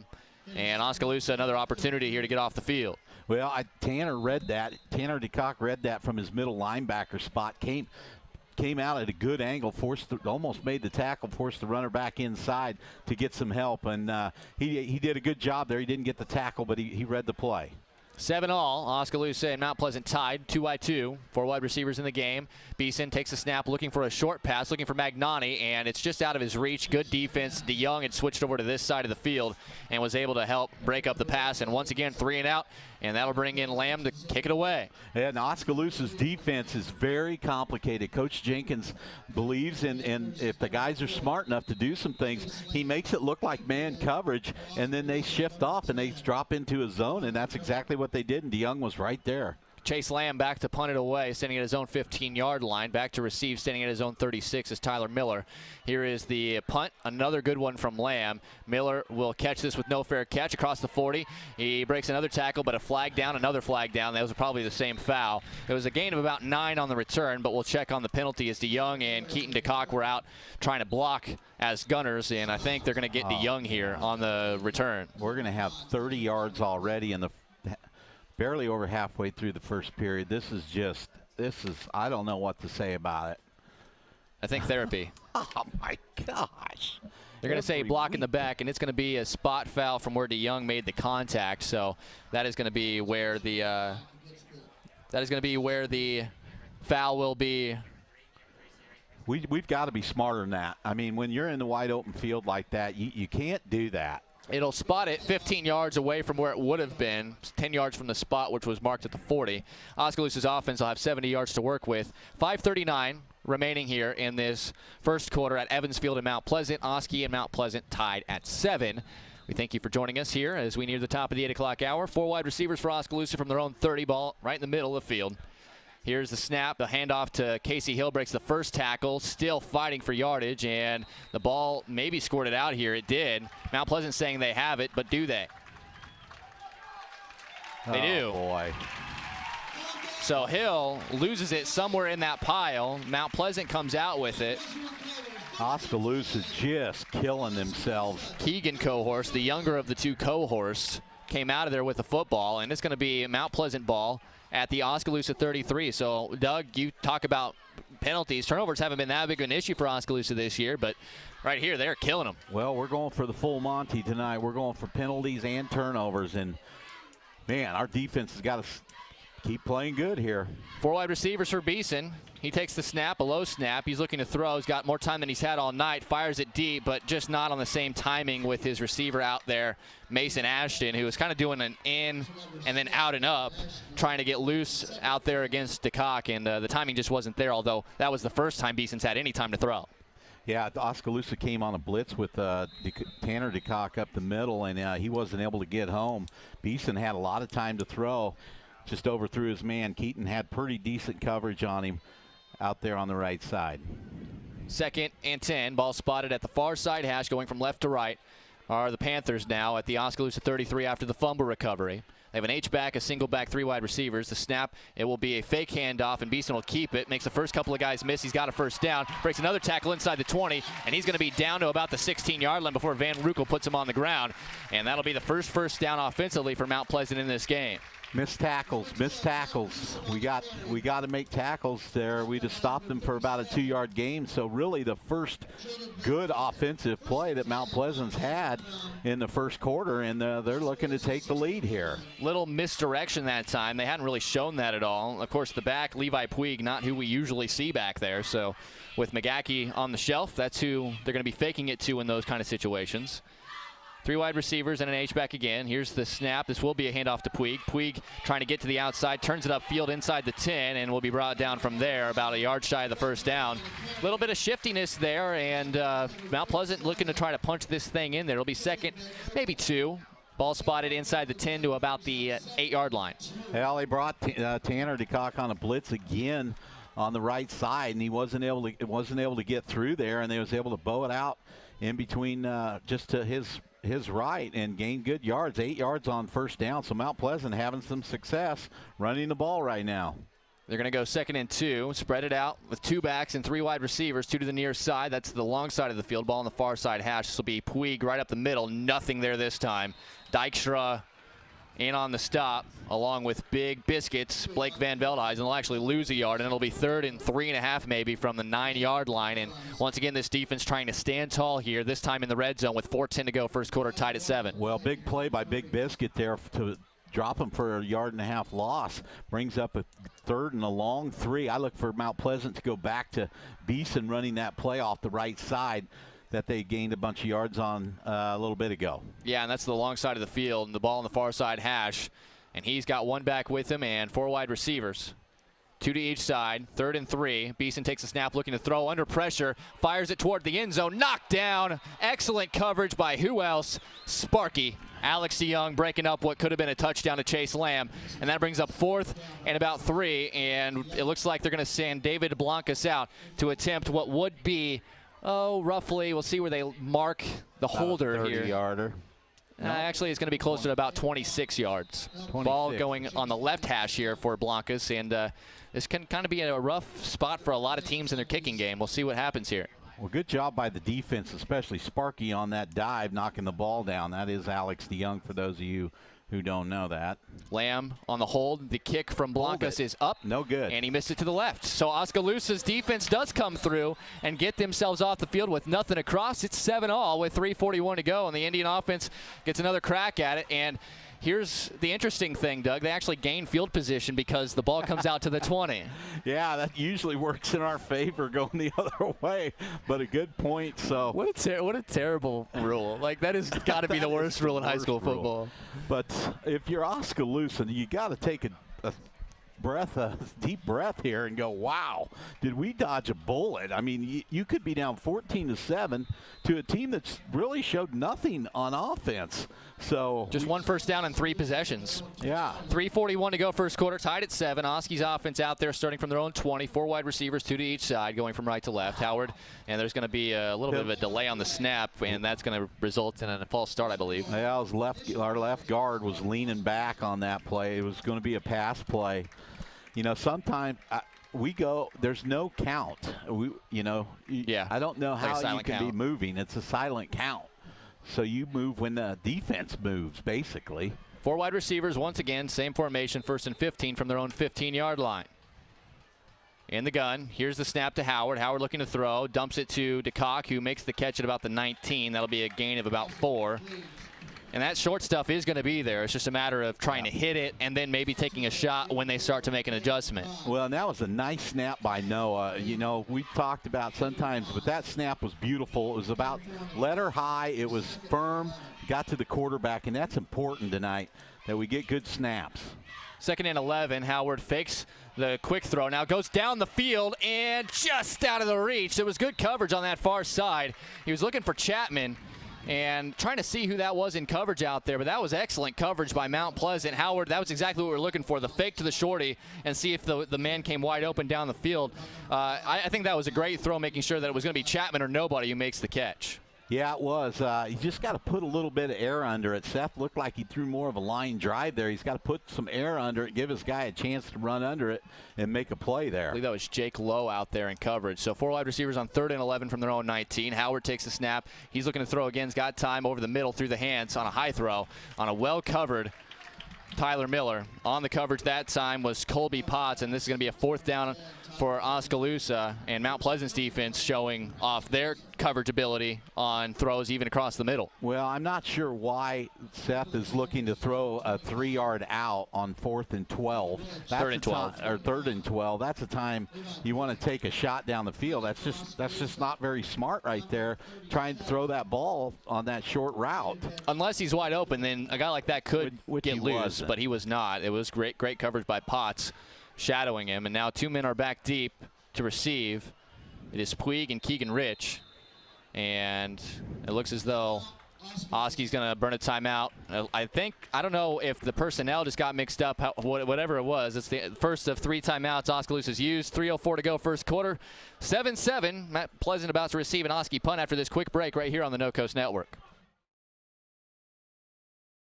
The student community at William Penn made an impression on me. It's a real statement that you can come here and be part of something real. You have the opportunity to participate in activities. The coaches are awesome. It's easy to play for coaches that care about you. The real experiences at Penn have helped shape who I'm going to be when I graduate. I work harder because I want to be part of the conversation in class. I am a leader. I am a trailblazer. I'm proud to be a statesman. Oskaloosa burns a timeout. Special teams out there for a punt. Van Rukel puts his right boot to it. This one a little wobbly kick that bounces and will not be returned. It'll get out to about midfield before it will be downed by Oskaloosa. It'll actually be at their 49-yard line. That's where Mount Pleasant's offense will take over. But the good news for the Indians is the fact that the defense has looked very strong so far tonight with 2:54 left first quarter, tied at 7. Well, and yet they have to be. This is the third possession. Well, the one on the pick six, third possession on our side of the field. We keep shooting ourselves in the foot. And the defense has been out there a lot because they had 2 3-and-outs on the other side of the field on top of that. So here Mount Pleasant looking to try to get something going offensively in a tie game. 7-7, just under 3 minutes to play first quarter. 3 wide receivers to the far side. Beeson takes the snap, looking to throw. Under pressure from Van Veldhuizen. They were trying to set up a screen but could not connect. And Beeson just cannot get comfortable back there. Oskaloosa's pass rush has been there time and time again. Well, Blake Van Veldhuizen coming hard up the middle, and you've got to double team him. But Kenny Satimi kind of sniffed that little screen pass out and was right by the back and kind of bothered him a little bit on the play there. But Van Veldhuizen is wreaking havoc right now with their front line. 2nd and 10 at the Oskaloosa 49 ball on the near side hash, going from left to right are the Panthers. 2 wide receivers to each side. Little blitz for the Indians. Beeson fakes the throw, now fires over the middle, caught by Ashton. Flag in the backfield. Ashton's going to break a tackle, and he's going to go the distance, but we're going to get a hold, hopefully, on Mount Pleasant. We'll see what the flag is. The referee threw it himself, and it will be holding on Mount Pleasant. So we got a break, folks. Oskaloosa gets a huge break. That pump fake allowed Ashton to get himself open, and it was a good throw by Beeson, but he had a little extra time from a little extra help on an infraction, which will move it. And I think that's 10 yards from the spot, which is 6 yards behind the line of scrimmage. So it'll kind of be the exact same thing Oskaloosa had the previous, or their first drive when they had this happen. They didn't have a big play at the end of it, but certainly is going to push this drive back. It'll bring up a 2nd and, I believe, 26. Yeah, it's going to be a long ways, but I'll tell you what. Fort Madison hit that same route against us last week. So they watched the film. When they got time to bring the guy all the way across the field, we are not picking it up with our backside safety or linebackers and recognizing the guy coming across the field from the other side. We're sitting in a zone, and then he catches it in the middle, and he outruns us to the sideline. 2nd and 26 indeed is the down with 2:40 to go first quarter, tied at 7. Ball on Mount Pleasant's own 35 now. Have to get to the Oskaloosa 39-yard line. 3 wide receivers to the near side, 1 to the far side. The snap, a little speed option, a pitch out there to Puig. Puig nowhere to go, and he's going to be swallowed up at the line of scrimmage. Good pursuit by Oskaloosa, and a great job by Hill on that far side, forcing him back inside. Yeah, good job by Hill. Oskaloosa just with a jailbreak on the line there. They had all 4 guys coming after him. Hill forced him back inside, which is key. The only way that play can work is if they break contain, and we didn't let him do it right there. Defense has been playing stout for the most part in this game, and it's 3rd and 26 now. Not a lot in the playbook for this one. We seem to be able to handle them in the middle. We really are controlling that part of that line of scrimmage up there. 3 wide receivers to the far side of the field, ball on the far hash. 1 wide receiver, Ashton, to the near side. Here's the snap. Little screen set up. They find Puig behind it. He's at the 40, 45, and he'll be hit and brought down by Van Rukel about 8 yards shy of the first down. So you see that in the NFL a lot, just a really safe play and just try to let the receiver or the back gain the yardage on the screen play. It was set up nicely, but they are short of the first down by, we'll call it 7 yards, and they will be punting from Chase Lamb, and it'll be Tyler Miller back, and this is kind of where you want your punter to try to pin him deep. Yeah, well, that was an excellent play in my opinion, because you could very well pin Oskaloosa inside their own 20 right now. Lamb takes the snap, no pressure. He kicks this end over end. Miller, fair catch, and he's got it at the 13-yard line. Not going to risk letting it bounce and roll towards the goal line, and Oskaloosa will have it with 1:16 to go first quarter. 7-7 the score. We are 6 minutes past the top of the 8 o'clock hour. You're listening to us live on 99.5 FM and AM 740 KMZN, and all over the world on RadioKMZN.com. Live video will be shot and archived. We do not have live video this week due to internet concerns here on Mount Pleasant, so be sure tomorrow to check out the video from this ball game on RadioKMZN.com and also on MCG Channel 7. It will be playing in rotation there as well. Osky's offense has been a little up and down in this one. They had one very impressive drive, but a couple of turnovers, looking to try to get back on the right track, starting from their own 14 here with the last minute or so of this quarter, and it looks like we're going to have some neutral zone infraction. Mount Pleasant jumps off that time. I don't know if somebody called something out there, because 2 players for Mount Pleasant jumped across. So I would have kept that in my back pocket for a 3rd and 4. Unless it was just an accident. Yeah. 4 wide receivers, 2 to each side on 1st and 5 now from the 19-yard line. Oskaloosa with Howard in the shotgun looking back to the sideline. A lot of soft coverage in this game for Mount Pleasant. Oskaloosa's taken advantage on some occasions. Howard takes the snap. This will be a handoff to Hill. Hill gets through the first wave and is going to get out to about the 25. That's close and should be a first down with 1:09 to go first quarter, tied at 7. Give him 6 on the play and go ahead and move those chains. Well, it's going to be close. They may have to measure it. I hope he's, well, they gave it to him. Kind of hoping he'd have been short and he could have maybe taken a shot on 2nd and inches. Yeah. Instead, it is 1st and 10. Ball spotted at Oskaloosa's own 25. Ball on the near side hash. That helicopter behind us is firing up, it sounds like. 1 minute to go here in this quarter. It's going to be a handoff to Hill again, and he's trying to fight through the first wave. Gets maybe a yard or 2. We'll Puig among those in on the stop, and we're inside of 50 seconds here. If you missed it, we talked about it in the pregame. This is National Guard night here in Mount Pleasant at this football field at Evans Field. And at halftime of the JV game, or the freshman game, a helicopter, actually, a National Guard helicopter landed on the practice field behind us, and it's firing up right now. I don't know if he's got somewhere to be, but not something you experience every day. Well, 4 wide receivers. Oskaloosa gained a yard there. I'd like to see Casey, if there's no hole there, hit the hole hard low and just get what you can. Could be the last play of the first quarter. 4 wide receivers. Howard in the gun on 2nd and 9. Takes a snap, fakes the handoff, rolls to his right, fires. Ball tipped and incomplete. Got lucky there. And with 11 seconds to go, we'll have 3rd and 9. Well, that actually was not open. He was going to Tyler Miller, and Mount Pleasant did a good job covering the route there. And once we got lucky there that ball was not picked off deep in Oskaloosa territory. Mount Pleasant making a defensive switch as Colin Mulford will enter the game. And I think you're right, Emery. These guys going both ways. They got a lot of them going both ways in the heat tonight. We could see the way Oskaloosa's controlling the line of scrimmage. We could wear them down by the 3rd quarter. Oskaloosa's going to call a timeout here with 11 seconds to go. We'll keep it here with 7-7 the score. First quarter, and that's the second Oskaloosa timeout. So before this 3rd and 7, they wanted to talk about something. It's kind of, the best way I can describe is maybe herky-jerky, the offense, right? So we had the really nice drive, even with the holding call that was capped off after several nice completions to Tanner DeCock and Cole Henry. It was Casey Hill, a 3-yard touchdown run that capped it off. But at the same time, all the other drives just feel like there's a good play here, there's a decent play here, there's a penalty here, there's a timeout we have to take here. Guys are confused here. You're just not seeing the offense get into a rhythm tonight. Yeah, you're exactly right, Emery. I mean, I've seen numerous times guys with their palms up like, what's being called? I don't know why they're having such a hard time, or if we change signals or what's going on tonight, but they do have a dummy signaler. They have a live signaler. Something's going on with our signals tonight. They'll come to the line of scrimmage. 4 wide receivers, 2 to each side. 3rd and 9. The snap. Howard looking. Under pressure now by Cohorst. He runs on the run, fires it, and he's got Henry who makes the catch across midfield, and he's going to be brought down by Puig inside the 40 to the 38 with 2 seconds left in the first quarter. So, hey, you take that timeout if it results in a 30-yard pickup like that just did. Absolutely. That was a benefit there that we get the first down. And once again, Howard's scrambling ability. Good job keeping his eyes up, and a good job by Henry to move to the open area.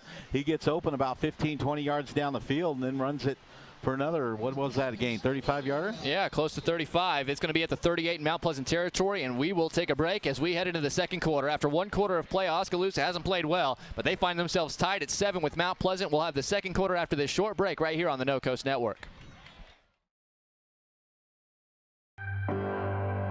Our roots are here in the middle of America, where humble beginnings can grow into great opportunities, where hard work and high standards are the key ingredients to success, where honesty and integrity matter.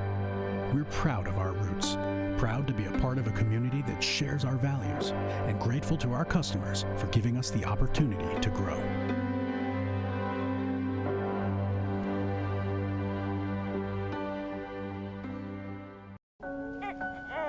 Kevin, meet your father. Kevin. Kevin. Kevin. Kevin. Kevin. Kevin.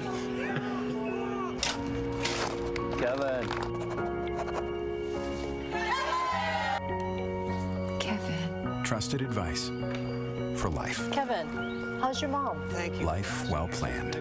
See what a Raymond James financial advisor can do for you. After one quarter of play, Oskaloosa has to feel pretty relieved they're tied at 7. I don't know how they feel. They should be up, but then again, they're happy they're not down. Yeah, I don't know. 4 wide receivers here on 1st and 10 from the Mount Pleasant 38, going from left to right now. Howard in the gun, fires deep over the middle, over the head of Tyler Miller.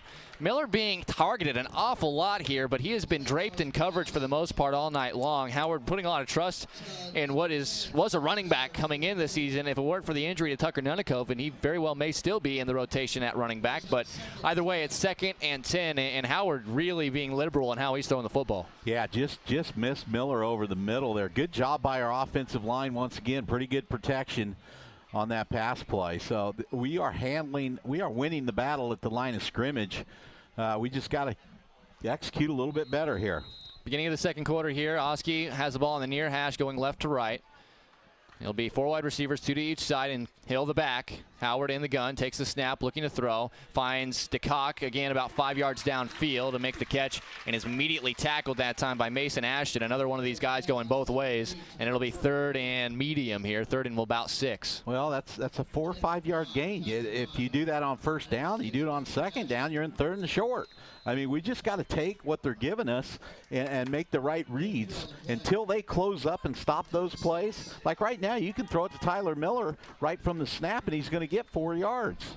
3rd and 6 at the 34-yard line. Howard drops back under pressure, steps up, fires toward Henry. Tried to reel it in with one hand after the coverage by Jordan Magnani right there as well. Magnani, one of the best athletes here at this school, and that time just not it's not a big enough window there for Henry to pull that thing in. Good coverage once again by Mount Pleasant, and that's been a nice theme for them in this game. Well, it was a pretty good throw by Howard. Henry just wasn't able to get both hands up. He only got he was cutting to the post to the right, and he got his left hand up, but he wasn't able to get his right hand up to make the catch. So a long field goal attempt coming up here for Oskaloosa. Well, it goes to the 20. Why not? Yeah, might as well. 51-yard attempt. Here's the snap, and they're going to blow it dead. And what happened here, the play clock went to 0. Now it's 56. It is 56 now. Oh, my goodness. Jenkins over there on the sideline has his hands in the air like you guys started the play clock before it was supposed to start, and now it looks like they're pulling Blum off the field. And we'll see what they do on 4th and what will be 11. Well, that was an awful quick 25 seconds. Well, in high school, they're supposed to start when the ball is marked, right, not the 40-second clock where it starts immediately after the play is blown dead. So must have been something weird going on there. Coach Jenkins wasn't a big fan of that call, but either way, Van Rukel now on to punt. Not going to risk the field goal, and this is going to be a fake. They're faking it. Yeah, it's not going to work. Hill took a direct snap, and he got nothing.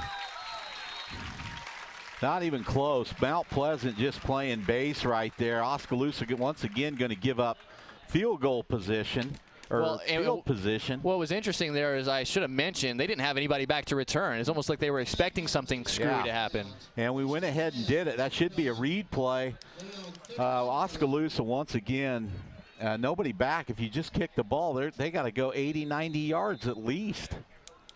Now we give them another short field. That's I think a lot of Jake Jenkins' decision there might have been the fact that the defense has been so good. 11-10 to go here in the first half. Oskaloosa back on defense. 1st and 10 from the 39. A little dump pass tipped, and if that's not tipped by Magnani, Silvers has an easy pick. I don't know what Zach Beeson was looking at there, but that was a dangerous little floating pass, and Magnani saved him by knocking that ball down. Well, that's the first time we've seen him go with a real quick slant on the Oskaloosa, because if they're running longer routes, as we talked about earlier in the broadcast, they're going to try to go vertical. They have tried it, but Oskaloosa's getting good pressure with their defensive line. 2nd and 10, ball on Mount Pleasant's own 39-yard line. 3 wide receivers. Here's the snap. This will be a handoff to Puig. Puig runs through a tackle, and then he's going to be brought down right at the chains at the 49-yard line. You know, you almost wonder why they haven't been relying on him a little bit more here, because the passing game has done relatively nothing so far outside of a play that was actually called back on a penalty to Mason Ashton in the first quarter. And they're going to measure this. This is actually right at the chains. It'll be 3rd and inches or a first down here for the Panthers. But you just wonder why they haven't necessarily gone to Puig in the handoffs. I know he's not Brody McGackey, but sometimes you have to just rely on what you got out there. Well, he just ran right through Tanner DeCock's tackle at about 2 yards. Tanner's got to start going lower and through their thighs and not trying to tackle them up above the waist and tie their feet up till help gets there. He is short. So didn't get the best spot there, so it'll be 3rd and inches, and we'll see what's drawn up for the Panthers. Likely something just to try to get those couple of inches and move the chains.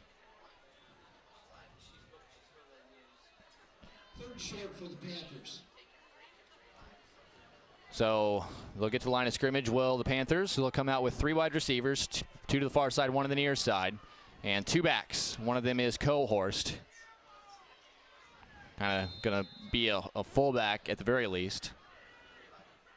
Here's the snap. It's just going to be Beeson trying to get he's hit at the line but spins off the tackle, and I think he's made it to midfield, and it should be enough for a first down. So Oskaloosa nearly, with Cole Kraber coming off the edge, made good contact, just couldn't bring him down. That'll move the chains for Mount Pleasant. Just the second, I believe my memory served me correct, that's just the second time they've moved the sticks in this game offensively. Yeah, that could be. That could. Their only points were on a pick six. They had a big run down here.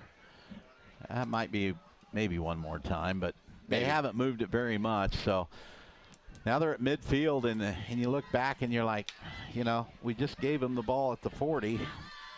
1st and 10 at midfield, ball right in the middle of the field. 4 wide receivers, 2 to each side for Mount Pleasant, with Zach Beeson in the gun with Puig next to him. They'll send Lamb in motion and whistles, and it looks like Mount Pleasant needs to burn a timeout. 10:29 to go, second quarter, 7-7. Both of these offenses having a hard time getting in rhythm. We'll take a quick break and be back after the timeout right here on the No Coast Network. Experience the Bruxforts difference. We aim to provide you with the best value and better service than can be found anywhere else. After 36 years, we're still as committed to our customers and our community as the day we first opened our doors. Please stop in and give us a chance to prove how important our customers are to us.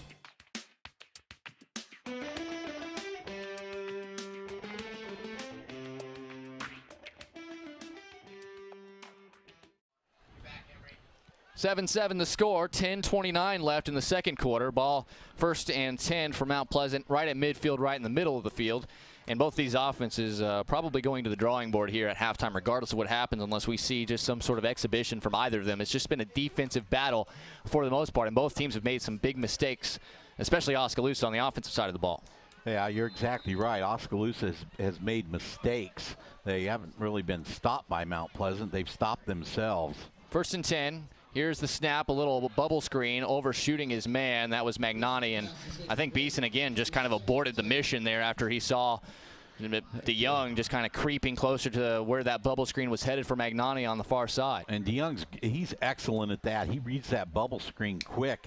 He gets a lot of tackles at the line of scrimmage or behind the line of scrimmage. And he also gets a lot of picks. Yeah, because he reads it so quick.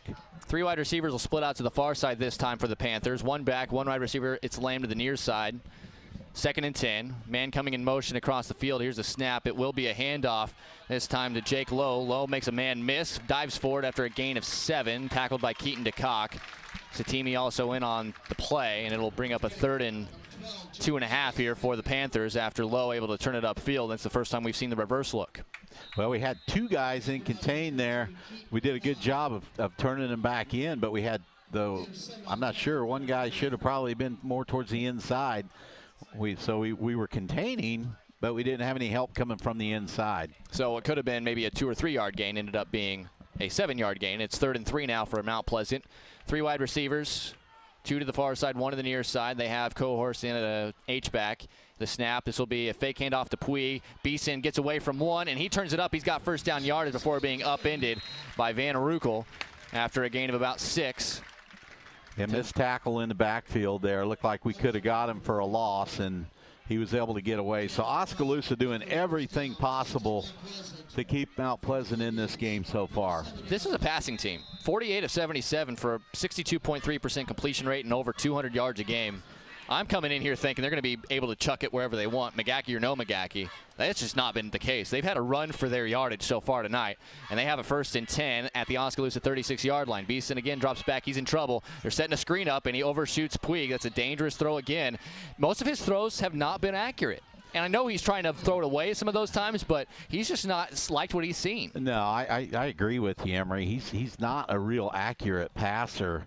Yeah. So how is he at 62.3% completion rate, and they throw it 30 times a game? Well, short passes to McGahee. And then let him run? Yeah, he has a ton of catches. He was their leading receiver. So 17 catches, they were averaging just 14 swinging the ball out and throwing short passes. They don't throw it downfield very much. 3 wide receivers will split out to the far side. 1 wide receiver to the near side. In the gun on 2nd and 10 here is Beeson, and he looks over the middle, and this is going to be spiked into the ground again. I don't think he liked what he saw as Keaton DeCock and Calvin Silvers kind of sandwiched Lamb in the coverage. There just wasn't anywhere to fit the football. You got to give Osky credit, too. The coverage has been stout in this game. Well, Oskaloosa's strength on defense is their pass defense, in my opinion. We're pretty smart back there. We change our coverages. We give quarterbacks different looks, and that confuses them. So we're pretty good pass defense. And Mount Pleasant, if I was them, I would stick to running the ball on 1st down and then going off of that. 3rd and 10 now. Beeson looking to throw. Is in trouble. Steps up, trying to escape. Flag down. That'll bring this back regardless of what it is. It will be a 1st down for Beeson. He's going to get down to the 20, but it looked like Van Veldhuizen was kind of wrangled in the backfield, and it will come back. And it will bring it back, and if that's from the flag spot, that's going to be 14 yards backwards, and that'll be 3rd and 24. So some of the penalties now kind of starting to balance themselves out as Oskaloosa, again, seeing big biscuits into the backfield. Yeah, just not real sure what our linebackers are doing. I didn't watch the routes there, but I have a hard time believing that our linebackers are dropping back 15, 20 yards, and we're allowing a quarterback to scramble out and get 15 yards. So not a very good job tonight by our linebackers, and they need to step it up a little bit here. The defensive line's doing their job. For the most part, the corners and everybody, the linebackers need to pick their game up here in the rest of this quarter and in the second quarter. Second half, you mean? Second half. 9 minutes left in the second quarter. 7-7 the score. 4 wide receivers on 3rd and 24 at their own 47 now. Ball on the far hash going from right to left for the Panthers. Beeson will take the snap out of the gun. Again, looking to throw. He's going to fire this one deep, and it's going to be caught but out of bounds. Nice catch. Pretty good coverage there by Calvin Silvers. And that was a great throw that time by Beeson. That was in the only spot it could have been. Bringing it in was Rylan Seberg, and that was the first time he was targeted, but because of the great coverage, the only chance that Seberg had of making the catch was going a couple feet out of bounds. Yeah, big-time catch over his shoulder, and Silvers, nice job. Good coverage on him. Let's see if Oskaloosa can get the ball here, get the ball back, and put together a drive. Let's see if Tyler can catch it on the run, make a big return. Lamb punts it away. It's another high, good kick. And it'll be a fair caught at the 12-yard line. Oskaloosa will take over there. Chase Lamb absolutely has been a star punting the football tonight for Mount Pleasant. Good job by Tyler Miller once again. Fair catch in the ball. And that easily could have been inside the 10, downed inside the 10 as Mount Pleasant had a defender right there. Referee's blowing his whistle, trying to get somebody's attention, but there's no flags or anything, so the offense for Oskaloosa comes back out. I think they're going to mark it at the 13-yard line. Oskaloosa, another long field. Field position hasn't been in their favor tonight, but again, they haven't helped themselves at all offensively to try to change that at all. Once again, if you just joined us, a pick six on just a bad play by Seth Howard. He dropped the snap and then just tried to underhand toss it into open space just to live to fight another down. And what ended up happening was it was intercepted by Kieran Cohorse, and he ran the distance for a touchdown. That's the only score for Mount Pleasant. They did get it back into the red zone after a Casey Hill fumble, but the defense stood strong and they missed a field goal attempt. Oskaloosa got it back near Aaron Blom range. He was about to attempt a 51-yarder, but a delay of game, a controversial delay of game, allowed Oskaloosa to, prevented Oskaloosa from attempting that field goal, so they ended up punting it away. Both offenses cannot feel good about the way they've played so far in this first half, but still 8:36 left in the second quarter, still tied at 7. It's anybody's ball game, and Oskaloosa gets the next chance to try to get their offense in a rhythm because their 7 points came on a very impressive offensive drive. Yeah, Emery, it's you mix in the interception, the fumble, the fake punt call, which they had nobody back, and we just are making bad decisions right now offensively. we're still in the game. Let's see if we can pick it up a notch here and straighten things out. 8:36 to go. And Oskaloosa comes out 4 wide receivers. One back alongside Howard in the gun on his own 13-yard line, ball in the middle of the field. He takes the snap, hands this to Hill. Hill trying to get to the outside, and he's going to be tackled right before the line of scrimmage. Nice job closing the gap that time by Tucker Johnson. Johnson, if you recall, in that first quarter could have intercepted a ball, but never got his head around, and Cole Henry ended up catching it over his head and getting a first down. That time, a great tackle. Minimal gain of maybe a half yard. Well, that's a case where you got to plant that right foot and just drive upfield and get what you can. You could probably get 3 yards on that. You can't sidestep when they're pursuing you like that. 4 wide receivers again, Oskaloosa with the ball. Howard doesn't like what he sees, and he's going to try to run, and he's got nowhere to go. Just not a good offensive performance by either team. Defenses have to feel good about what they're doing, but right there, Howard, I guess the initial read just wasn't there, and he immediately pulled it down and was looking to try to get out of there with a run. Well, that looked like a called quarterback draw type play, and we ran that really effective last week against Fort Madison, so you know Mount Pleasant looked at the film, and they're like, we're not going to allow that play to work. Loss of 3, 3rd and 13 now from the 10-yard line. The snap to Howard, looking to throw. He's going to fire, and that one just kind of slipped off the edge of his hand, looking for Chapman, but wasn't close, and it'll be incomplete, and Oskaloosa will have to punt, and this is going to give Mount Pleasant likely great field positioning here, as it'll be standing in his own end zone. Will be Jaden Van Rukel to get this one away. Well, we are struggling. I'm not sure. I'm not sure what you do here. This has just been just keep playing defense. Very poor offensive performance tonight. Van Rukel is standing halfway into his own end zone. 2 guys are back. It's Puig and Rich to receive the punt inside or right around the 45-yard line. A good kick here from Van Rukel, and Puig will fair catch it at the 44-yard line in Oskaloosa territory. So not a horrible punt, 33 yards, nice up in the air, no return, but Mount Pleasant gets it right about where they had it when they lost possession last time, having to punt it away themselves. And now, once again, that Oskaloosa defense is back out there looking to try to continue what they've done in this game. The defense has been fairly flawless for the most part, and the 7 points that Mount Pleasant have scored have not come on their watch. Well, and you're playing with fire big time here. You're letting them start every possession in our territory, and your defense is out there. It's tough. We got to ask them once again to hold them out here. 3 wide receivers will break out to the far side, 1 wide receiver to the near side. Now they'll move Magnani back to this near side. Beeson in the gun on 1st and 10 from the 43 in Osky territory. Hand off to Puig, and he's going to get 2, 3, maybe 4 inside the 40. And that's exactly what I was talking about. I wouldn't even mess around with trying to throw on 1st down. I'd run the ball. They just got 4 yards. Run it again, and then you're set up for your short passing game or running the ball again. They've been trying to pass it on 1st down, getting themselves in 2nd and long. That's all they got to do right there. Ball about a football length inside the 40. We'll call it 2nd and 6. 4 wide receivers, 2 to each side. Ball on the near side hash as the Panthers go from right to left. 6:45 to go, 7-7 the score. And good tackle by Kenny Satimi for a gain of about 1. That's the kind of missed tackle we've seen in this game, but that time Satimi able to wrap him up and bring him down. It'll bring up a 3rd, and we'll call it 6 again here at the 39 in Osky territory. And the defense, another opportunity to try to force Mount Pleasant into a 4th down situation. Well, and if I'm Mount Pleasant, the way our offense is playing, if I don't get it here, just go for it? No. Keep playing field position. Oh, right. I mean, kick it. We ain't going to go 80, 90 yards, although we did once. On 3rd and 6, Beeson takes a snap. He'll hand it to Puig, and he's rocked by Van Veldhuizen. Actually, and the ball came out at the end of the play. It was a good job by Puig to keep fighting. That actually, on the hit initially, was Keegan Mitz-Butler. Puig got it back after he lost it, trying to fight for extra yard, but that was a huge hit that time by Keegan Mitz-Butler. And it looks like Mount Pleasant's going to go for it here. Or maybe a quick kick. Yeah, watch for Cohorst in the flats here, number 88. They haven't really looked his direction much tonight. They haven't. I mean, I'm not sure why, but watch for him to act like he's okay, he's split out. Now Van Rukel's going to have him. Hill's picking him up on the line. 4 wide receivers, and they're going to snap it, looking to throw, firing it over the middle, caught, and 1st down. They get Magnani coming back to the football.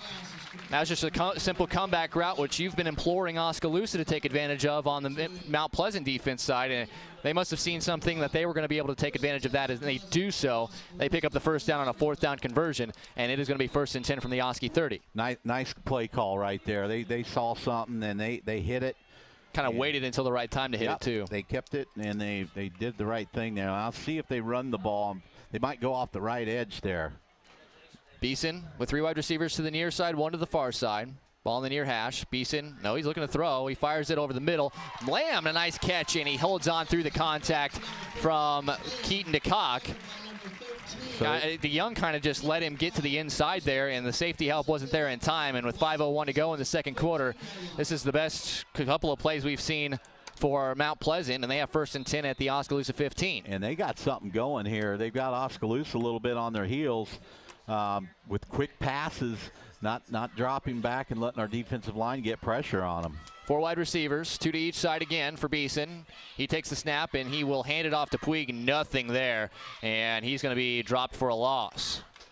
Well, we guessed right there. Tanner DeCock on the blitz. He was able to get home on that one. Hill also in on the stop along with Tyson Brucklander. Oh, that might have been. I'm not sure who that was, but 2-yard loss. So now you got Mount Pleasant. If you're defensive, Oskaloosa defense, you got Mount Pleasant where you want them in a 2nd and long here. And that was a great pursuit by 2 linebackers in DeCock and Hill, and the great pursuit by linemen helping out. I mean, that will take them out of wanting to run on 1st down, which has been what we think would be most successful for them.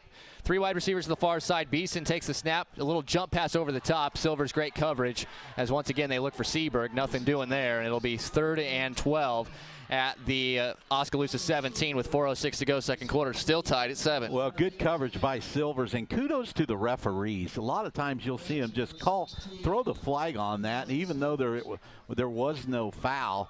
And good job by Silvers and the referees. I've never heard you say that before. Well, I've said it before.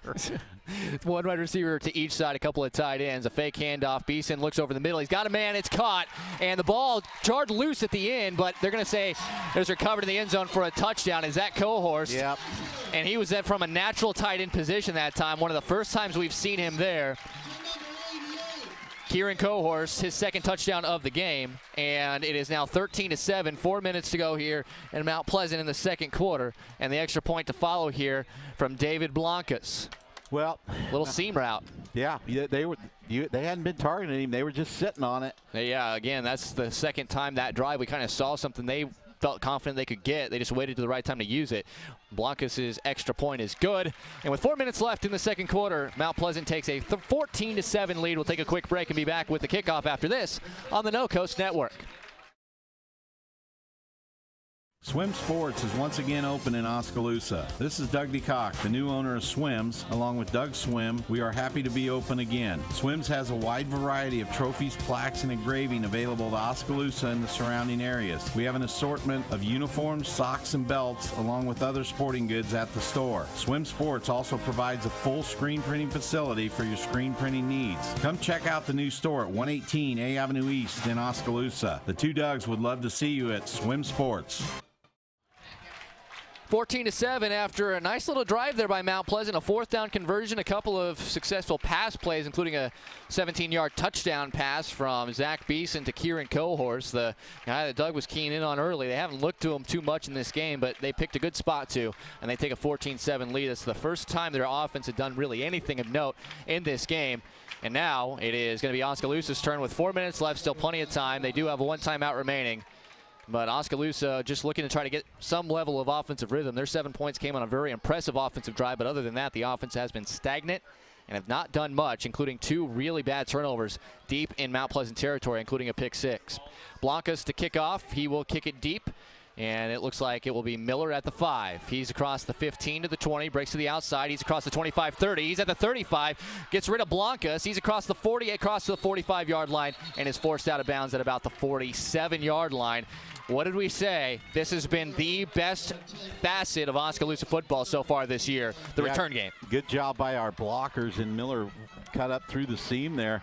Oskaloosa is going to start with their best field position of the night here at their own 46. So kind of flip the field here a little bit. Let's play in their end.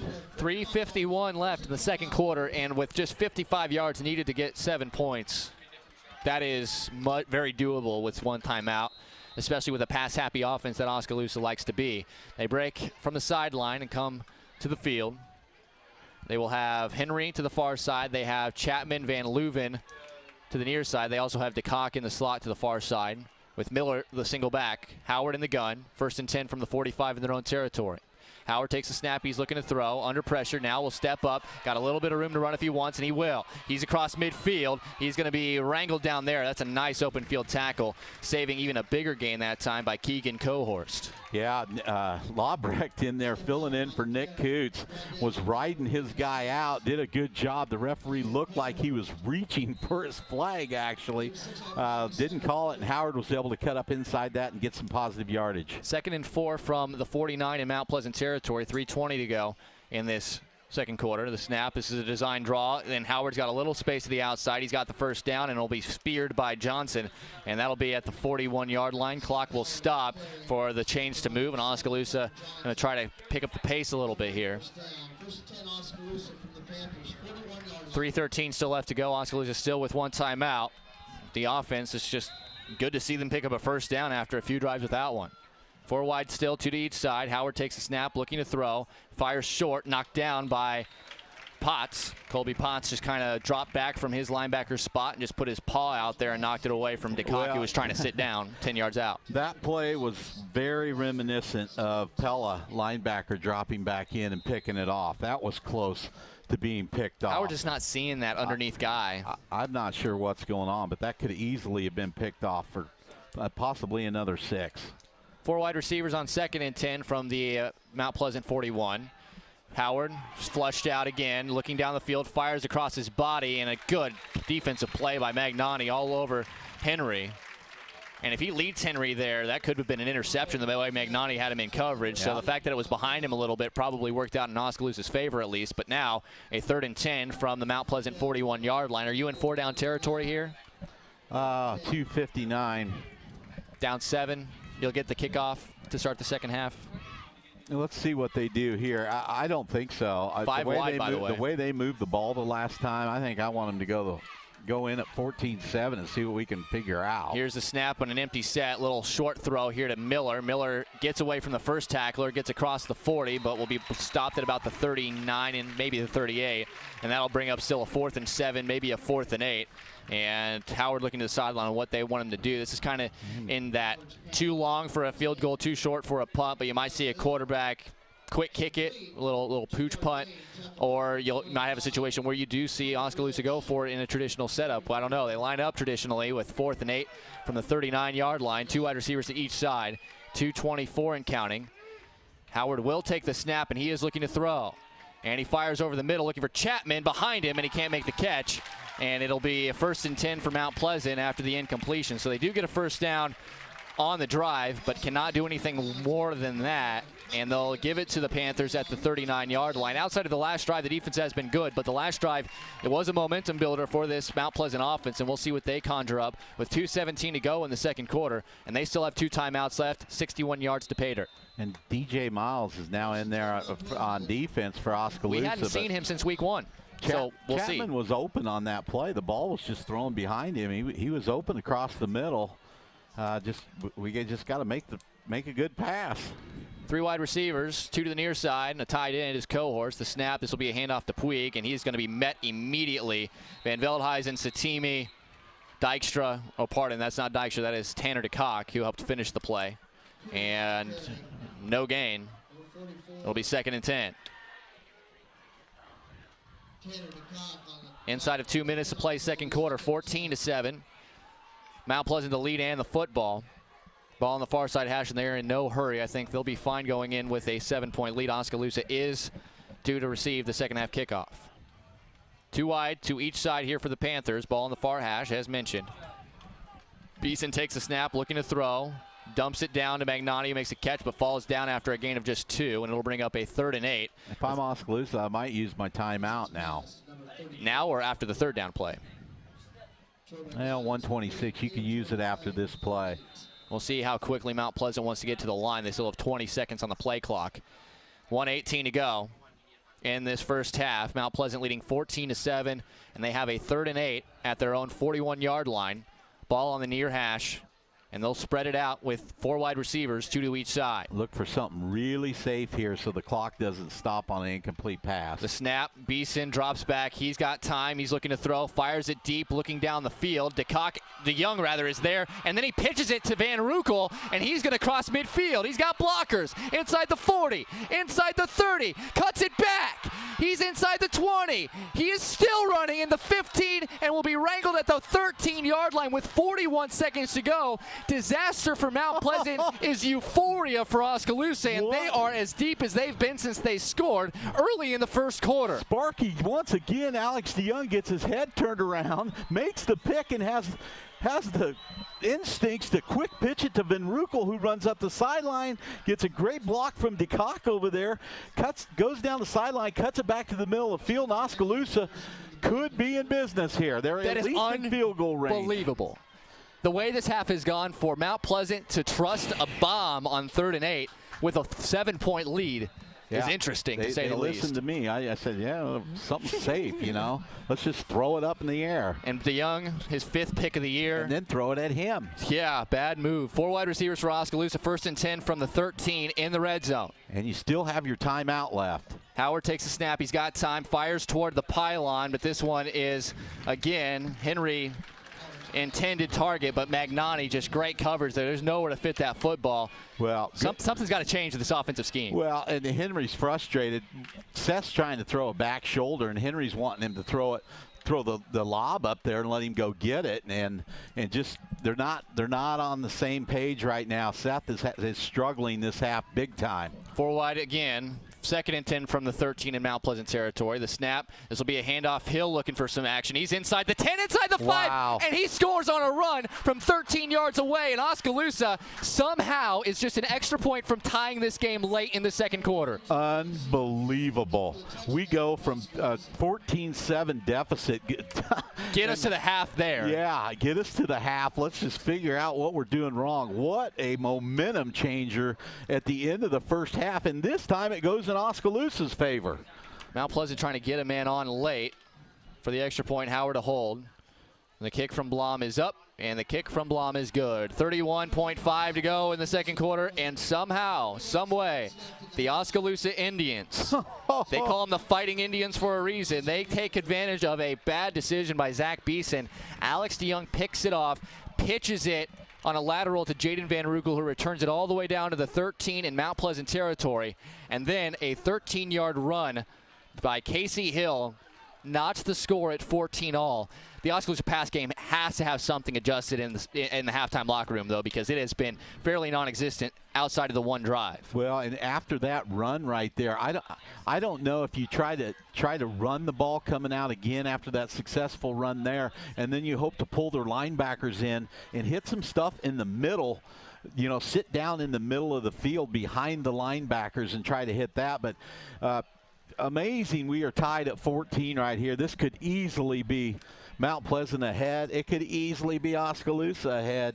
Just a mistake-filled first half. Both ways. Both ways.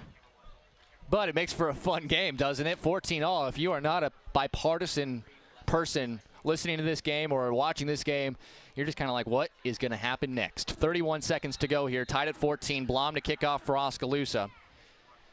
And the kick is away. Just a little squibber. Don't want those return men to get it. It's angling toward the sideline, and then it's just kind of bobbled out of bounds by Magnani. That wasn't pretty at all, but it'll end up with Mount Pleasant with the football with 28.7 to go. Ball spotted on their own 21-yard line. Although it's dangerous to be aiming toward a sideline as a kicker, you don't want that penalty to bring it out to the 35 or 40-yard line.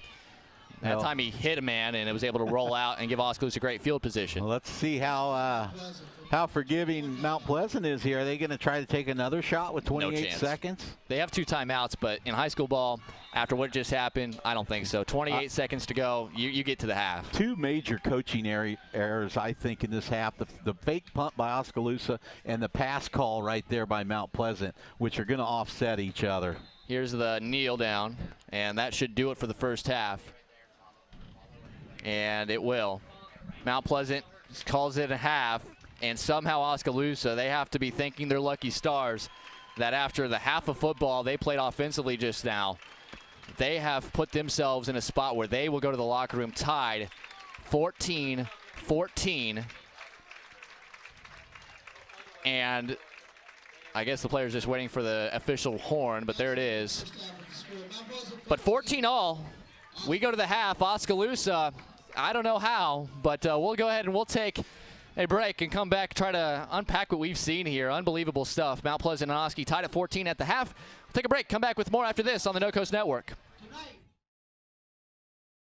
Hawkeye Real Estate is your one-stop source for everything real estate in Mahaska County and the surrounding area. Whether commercial, residential, or acreages, we've got you covered with the area's largest pool of real estate professionals, full-time support staff, and property management services. With over $19 million in sales volume for 2016, Hawkeye continues to be Oskaloosa's leading real estate office. Discover what thousands already know. When it's time to make a move, get the Hawkeye Edge. Clow Valve Company of Oskaloosa is very proud of all area students involved in any school activities. They know that being involved takes dedication and hard work put forth by each student. Clow Valve Company reminds you to support our area students in the various activities that they're involved in. School activities are important in molding young people into healthy, successful adults, as they are an important part of a good community. Congratulations to all area students from Clow Valve Company in Oskaloosa. At Pepsi, we think it's important to celebrate stuff in life. Like when you text that really cute guy you met at a party on Friday, and he immediately texts you back. You celebrate with an ice-cold Pepsi. Or your friend turns on the radio, and your absolute most favorite new song just happens to be playing. That calls for a Pepsi, too. Because when you and your roommate order a pizza, and the delivery guy throws in extra breadsticks, no charge? Break out the Pepsi. If your savings and investments are sitting on the bench instead of meeting your goals, call Timeout to examine your investment lineup. Your game plan should include getting some investment advice from an experienced investment professional. I'm Bob Auld of Robert Auld Investments, an investment advisor with over 20 years of experience in Oskaloosa and southern Iowa. I would like to assist you with your investment strategies. Call 673-9448 or toll free at 1-800-444-ALD.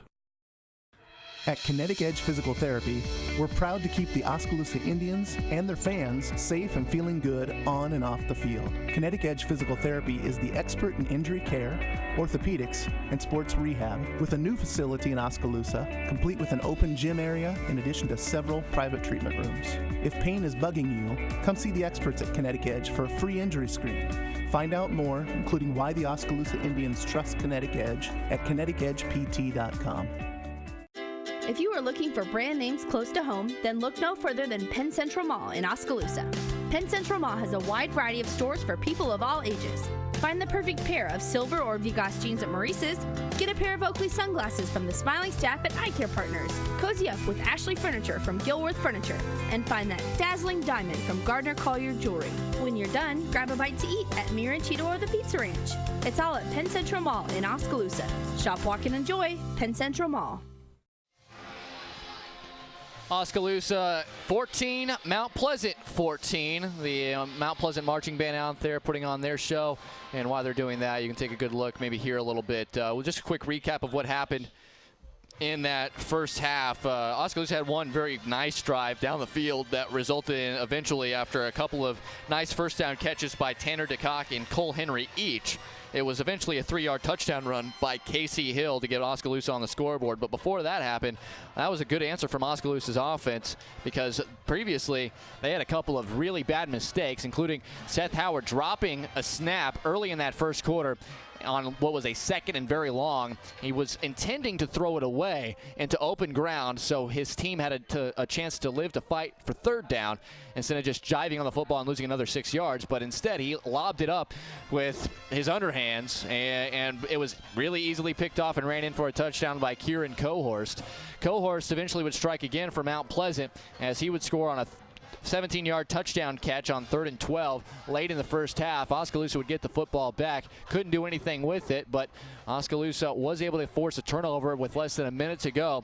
Zach Beeson on what was a 3rd and 8 decided that it was a good idea to throw it down the field, try to take a shot on Oskaloosa, but Alex DeYoung, his 5th interception of the season on the far sideline, and while he was wrapped up by the intended target, he ended up pitching it backwards to Jaden Van Rukel on the run, who got some good blocks down the field and made it all the way to the 13-yard line in Mount Pleasant territory. After an incomplete pass, a handoff to Casey Hill, he ran it up the gut for 13 yards and a touchdown, and Oskaloosa somehow, some way, after one of the worst halves of football they've played this year or maybe even last year, they somehow are tied 14-all here in Mount Pleasant, and they'll receive the second half kickoff, which is a huge break for the Indians, knowing that they can go ahead in this game after playing so poorly for the most part in the first half. Now, Oskaloosa, of course, Shake Jenkins, not necessarily a big rah-rah guy.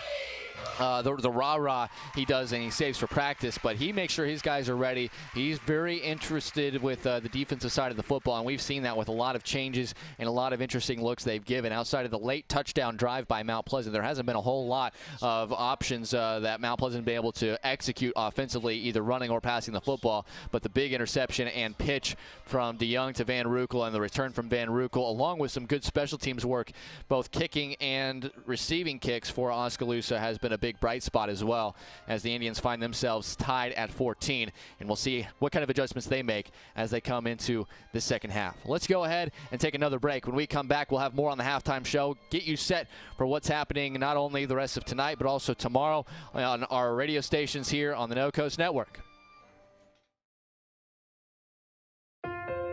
You built a castle so that the prince and princess can live happily ever after. You brought the sunshine to shine upon the whole family's future. But when the sun hides behind the clouds, State Farm can help. We put the life back in life insurance to protect your family's finances, not only in the future, but today. Call your State Farm agent Kelly Style in Oskaloosa today. Main Street Oskaloosa is dedicated to giving our community the downtown they want and deserve. We bring vibrant community events like Art on the Square, Christmas in July, and the Lighted Christmas Parade to downtown Oskaloosa. We believe in the unique value of our district and work to support business here. Our city's history is important, and it drives our efforts in the revitalization and preservation of downtown. In 2017, we received the Signature Project Award for our inspiring and innovative placemaking efforts. Our goal is a downtown Oskaloosa can be proud of. For more information, contact Emily Brown at 641-672-2591. We love to help people with their smiles. Petrito Orthodontics of Ottumwa and Oskaloosa is all about creating beautiful smiles and increased self-esteem that lasts a lifetime. We specialize in creating individualized smiles by committing to make each visit a memorable experience. Our office is equipped with state-of-the-art technology to ensure optimum results. For help with your smile, call Petrito Orthodontics. For over 30 years, Pella Printing has been leading the way in the print industry with quality equipment, modern facilities, and skilled staff. The Pella approach combines old-world craftsmanship with today's cutting-edge technology to provide brilliant printed products at a value price. They take the time to understand clients' needs from design to pre-press to printing and delivery to build lasting relationships with their customers. Whether you need personalized graduation announcements, oversized posters and banners, marketing materials, or stationery, Pella Printing offers a broad assortment of quality printed products done with speed and precision. Pella Printing, where technology and craftsmanship meet.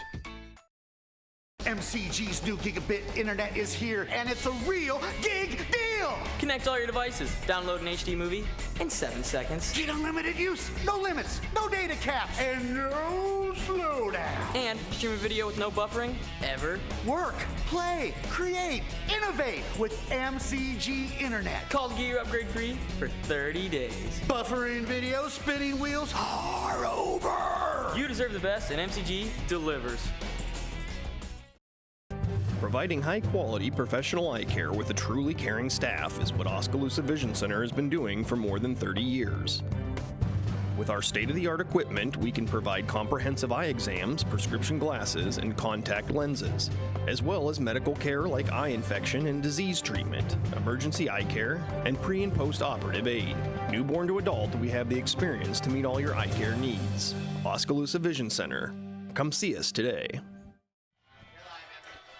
at the half. 14-14 the score. Oskaloosa is tied with Mount Pleasant, and we're going to take this time while we're at the half, and the band's still out there doing their thing for Mount Pleasant, and they have a great show here. Oskaloosa actually getting their marching band competition season underway this Saturday, so good luck to the Marching Indians as well. It's a very good marching band they have here in Mount Pleasant, and we've seen that here from this halftime show.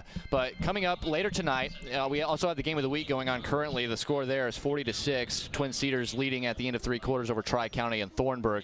Brian Myers and Kylie Broadway on the call for that one. But after that game goes final, tune in on 104.9 FM KBOE as soon as our game is over for Scores and More presented by Bubbler. That is going to be with Taylor Howard, giving you all the scores from our listening area, not only our listening area, but also the top 10s in the state, and getting you set for everything that's happening in the districts after 2 weeks of district play for the most part for most of our area teams. Then, of course, tomorrow we have the Indian Power Hour. If you're an Oskaloosa fan or supporter, be sure to check it out. That is going to be 9 a.m. on 99.5 FM and AM 740 KMZN and RadioKMZN.com. Then at about 12:45, tune in for William Penn University football.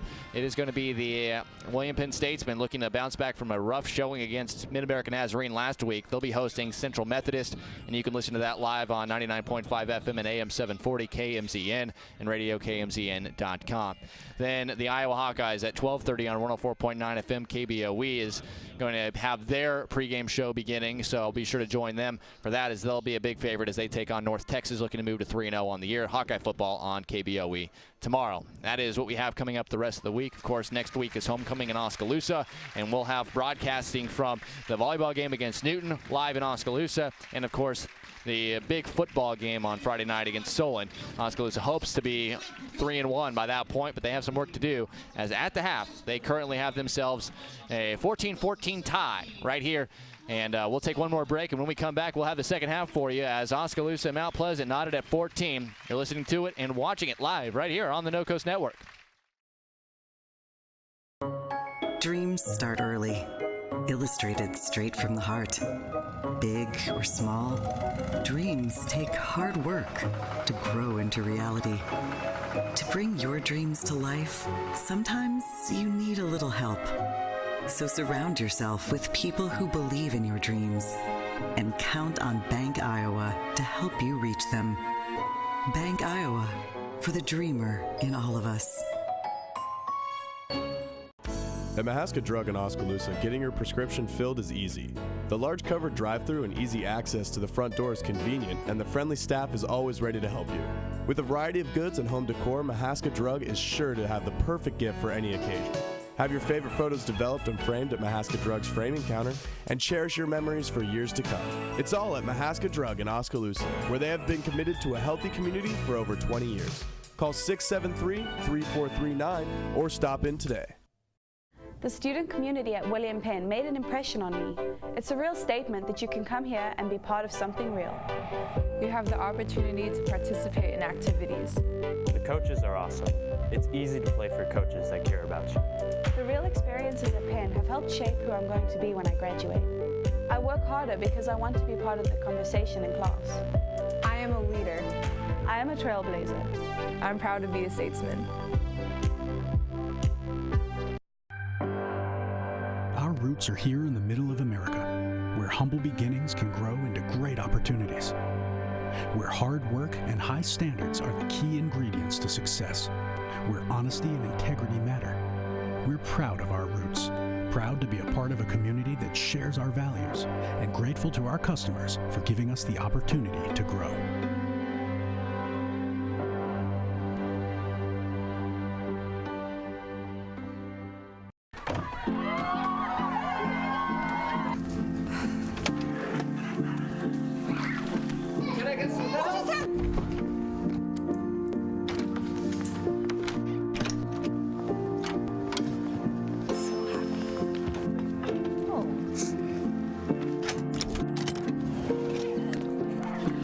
Whatever they went through together. Welcome, guys. Life well planned. See what a Raymond James financial advisor can do for you. Experience the Bruxforts difference. We aim to provide you with the best value and better service than can be found anywhere else. After 36 years, we're still as committed to our customers and our community as the day we first opened our doors. Please stop in and give us a chance to prove how important our customers are to us.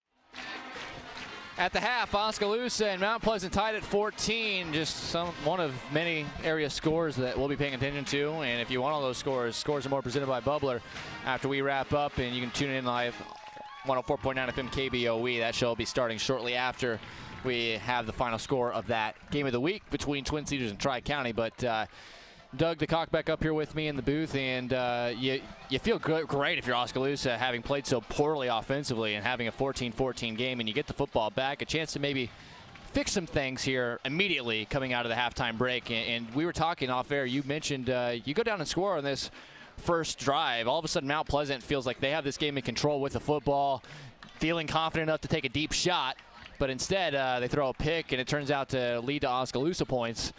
And for a guy like me who likes to play a lot of things safe more often than not, you could be down 7 just like you were up 7 in a matter of a couple of minutes in game time, and that's not going to sit well, I think, on that Panther sideline. Well, and we've been controlling the line of scrimmage. I got to give kudos out to our interior line, both offense and defense. I think they've done a pretty decent job tonight. The other guys are the ones that have to pick it up. I mean, we've controlled the line of scrimmage tonight. Usually when you do that, you win football games. But we're making so many mental mistakes and so many errors that this game is tied at 14, which, as you mentioned, we're lucky to be at 14. So let's see if we can, and we'll say it again, clean things up. I mean, we had a lot of penalty yards, 2 turnovers, throwing 2 turnovers, and you're just mixing a recipe for disasters, what you're doing. And sooner or later, it's going to get you. Well, all you got to do is survive the rest of this week and try to get to that Solon game, still 2-0 in the district. That's the first thing you want to worry about. Well, you get through here, and then you just got to get through this half and get the win and get out of here. And, Jared Cruz has not played this half either, and we mentioned it before the game. We're playing without now 5 starters. It just kind of depends on what you quantify as a starter. Backups. Guys could be starters are also out as well. So, hey, if you're Oskaloosa, right now it's just a matter of attrition, trying to make sure that you survive, get to that Solon game. Not a lot of people are expecting a win against Solon. No. But if you can steal one there, then you're in really good shape. But to get to that point, you need to win this one first. And they'll get the football to start things off. The teams are getting back to their sidelines. And the return teams for Oskaloosa have been fantastic. Hill and Miller back once again to receive. And Mount Pleasant probably going to be a little careful this second half with those return guys, because if it wasn't for Tyler Miller on those returns, Oskaloosa could even be in worse shape in this ball game. Well, and I mentioned it. I think it's it might be Brant Brown. He does a really good job of getting back. He's over there on that other side. Yep. You watch him. He sprints back and gets turned back and coming upfield, and usually gets a pretty good block on his guy. And for big return yards to happen, you obviously got to be getting your hat on somebody and creating a crease there. And Miller's been able to find it a couple times. Also don't want to leave too early, because that's when you'll get caught with that onside kick situation. But either way, we're getting ready to start the second half. You're listening to us live on 99.5 FM and AM 740 KMZN. RadioKMZN.com. We'll have live video of this available on our archive tomorrow, so be sure to join us for that. We could not, due to internet concerns here in Mount Pleasant, have the video live for you here. But we're getting set to go. The ball is teed up, and it looks like it's going to be Mason Ashton who actually is going to be kicking this one away for the Panthers. They wearing those maroon uniforms, Oskaloosa in all white, trimmed in maroon. 14-14 our score. Ashton tees it up, and he will boot it away. It'll be Miller having to field it on a hop back at his 8-yard line, going straight up the field. Not a lot of great blocks this time, but he makes a couple of guys miss and gets to the outside of the 25. Still on his feet trying to get loose, but he'll be pushed out of bounds about the 23-yard line. That guy, as small as he is, he just will not go down. No, he's a tough runner. You're right. Not a lot of great blocks. I saw one guy go back there and he didn't hit anybody. And it's these breakdowns on. And this is the one part of the game that's been great for Oskaloosa so far. Yeah, and come out of the locker room there and you drop back and you don't hit anybody on a kickoff return. I mean, you find somebody. It's just things like that if I was a coach. It's putting Doug DeCock in his grave early, Oh, folks. my goodness. Either way, Osky's got it. They'll mark it at the 25-yard line, give him forward progress there. 3 wide receivers to the near side. One to the far side is Henry, and you got Seth Howard back in the gun to start things off for the Indians. Ball in the far hash, a handoff straight up the gut hill, plenty of running room, and he's going to be wrangled around the head and neck area. And there's a late flag. Got a horse collar on that. Or maybe a face mask, one of the other. So what he just did, and we talked about this a couple games ago, when he's lined up to the right of the quarterback, the hole is going to be back to the left of the center. You've got to plant and cut back, and he just did that. He'll kind of gimpy as he leaves the field. Miller will come in. There's going to be personal foul. Face mask is the call. So give 15 more at the end of that run. So 10 yards on the run, 15 on the penalty, and penalty yards have to be at least equal at this point now. And that'll move the ball all the way out to midfield. The defenses are going to shift to that strong side. So if he's the running backs to the right of the quarterback, they're going to shift to their left, our right. The hole's going to be back up the field to the left of the center there, and Hill did a good job of finding it that time. 3 wide receivers to the near side, 1 to the far side, ball in the far hash at midfield, 1st and 10 Oskaloosa. Fake handoff. Howard's going to keep it himself in a little read option, makes a couple of guys miss, does well to just get across the line of scrimmage and gets 4 yards, picking his way forward. You talked about that play being successful last week, but that's the first time we've actually seen him get loose on that run here this game. Well, that was an excellent run by Howard. He made 3 or 4 guys miss. That should have been a no gain or a 1-yard gain, and he did a great job of slipping some tackles in there and getting 4 good yards. 2nd and 6 at the Mount Pleasant 46-yard line. Howard with Miller next to him takes a snap. He will hand it to Miller this time. He shoots straight up the gut. He's inside the 35, and he is going to be brought down inside the 30.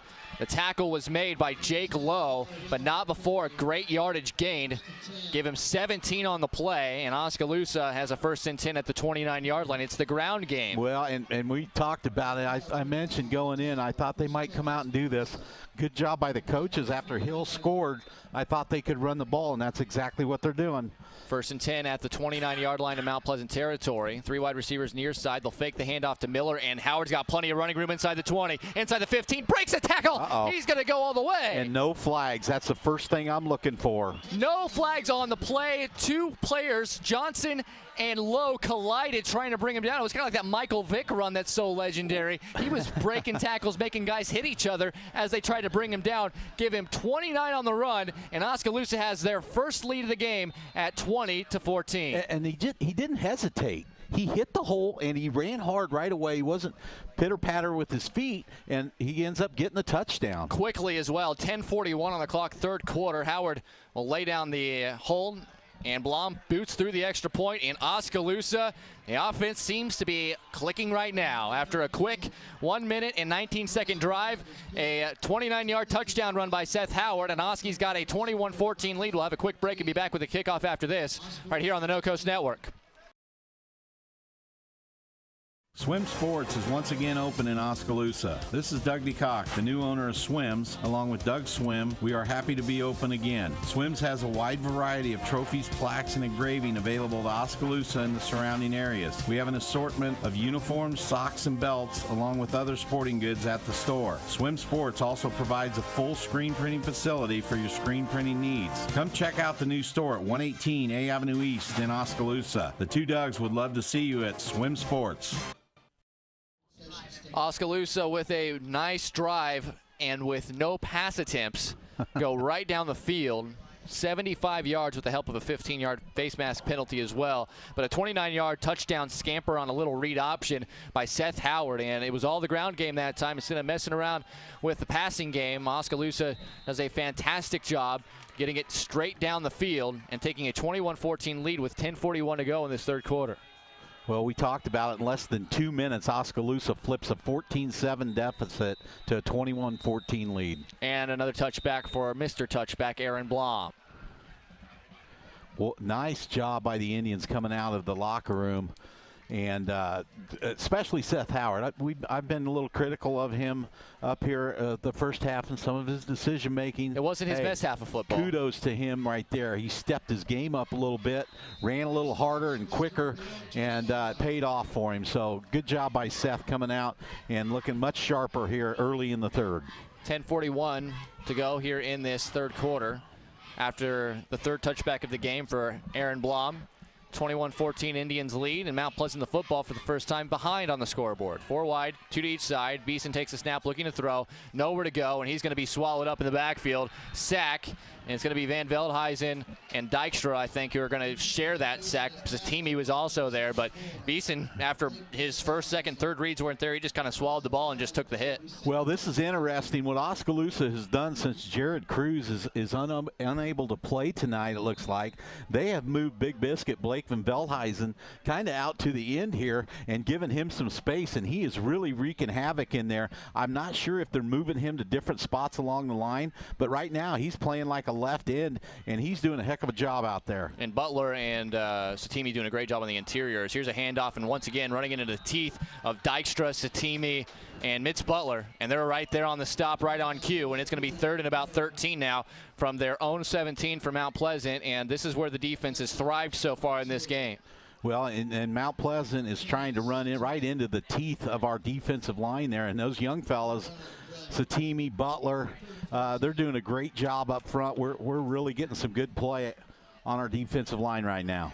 4 wide receivers, 2 to each side here. Ball on the far side hash. Out of the gun. Beeson takes a snap, fakes a handoff. He's got time this time. Fires a short pass to Magnani, and he can't make the catch. Silvers was there anyways if he did catch it, and that was only going to be a minimal gain. And it's going to be 4th and long here for the Panthers after a short 3 and out. Oskaloosa's offense due to get it back here. Well, I'm not sure. I'm not sure what Coach Jenkins, I knew they had a little wrinkle, and that's what it is. But if I'm Mount Pleasant, I'm going to try to get outside of Blake Van Veldhuizen's containment. But he's doing a heck of a job out there right now. We need to catch the ball on this punt return. We'll have good field position. Lamb has been great punting the football. Good one. Look at that. That is a beautiful kick. Miller catches it at the 42 in his own territory and is going to be swallowed up by Lowe immediately. So he's able to make the catch. But it was a great job by Jake Lowe and Keegan Rich, and a great punt once again by Chase Lamb. Once again, good job by Tyler Miller. If that ball hits, that's a 15, 20-yard roll, and instead we got the ball at our own 43. So good job by Tyler catching the ball in the air, getting a few positive yards. Absolutely. Good job all the way around. Good punt, good coverage, good catch. Yep. Everything was good there. Now Oskaloosa's offense back at it. 9:12 to go third quarter. They lead it 21-14 with the momentum right now. And 4 wide receivers, 2 to each side. Ball on the far hash going from right to left are the Indians. Howard in the gun. One back next to him. He takes a snap. He will fake the handoff, and he's going to keep it again going to the outside, and will be brought down after a gain of about 3, maybe 4. On that far side of the field, the tackle was made by Cohorst. Well, I'm not sure. Somebody might have said something to Seth Howard at halftime, because he is running with much more aggression this half. That's another 3-4 yard gain, and he's not hesitating. They could throw the ball to Tanner right here, and he's going to get 5 yards. The snap, they're going to do exactly that. He catches it, turns it upfield, gets a little bit of a block, and cuts it back out, and he gets exactly 5 yards, Doug, right to the 49 in Mount Pleasant territory. Nostradugmus up here in the box, and it's going to set up a 3rd and 3 here for Oskaloosa on the Mount Pleasant 49, and they quickly line it up. They have 2 wide receivers again to each side. Well, you don't have Hill's not in there. I don't like running Miller up the middle with his size.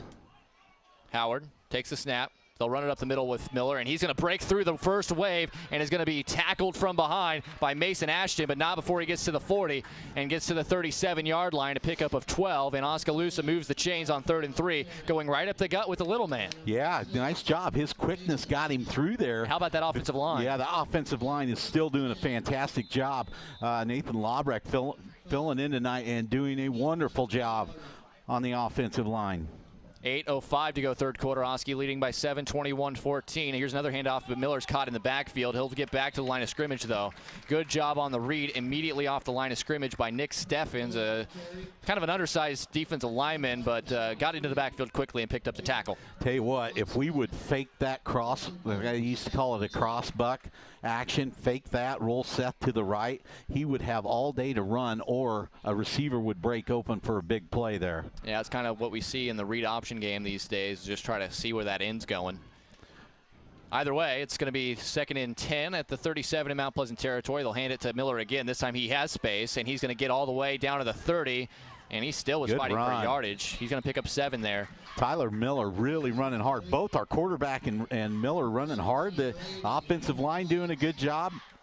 We're in 2-down territory here. Not needing to throw a pass to move the football here, which is impressive considering the fact Oskaloosa likes to throw it and has done well the last couple weeks throwing the football. Tanner's clapping. He wants it now. This guy's pulled in a little bit here. 3rd and 3 at the 30. Here's a snap. They'll fake the handoff, and Howard's got another big hole right up the middle. He's inside the 10, and he'll score again. There they go.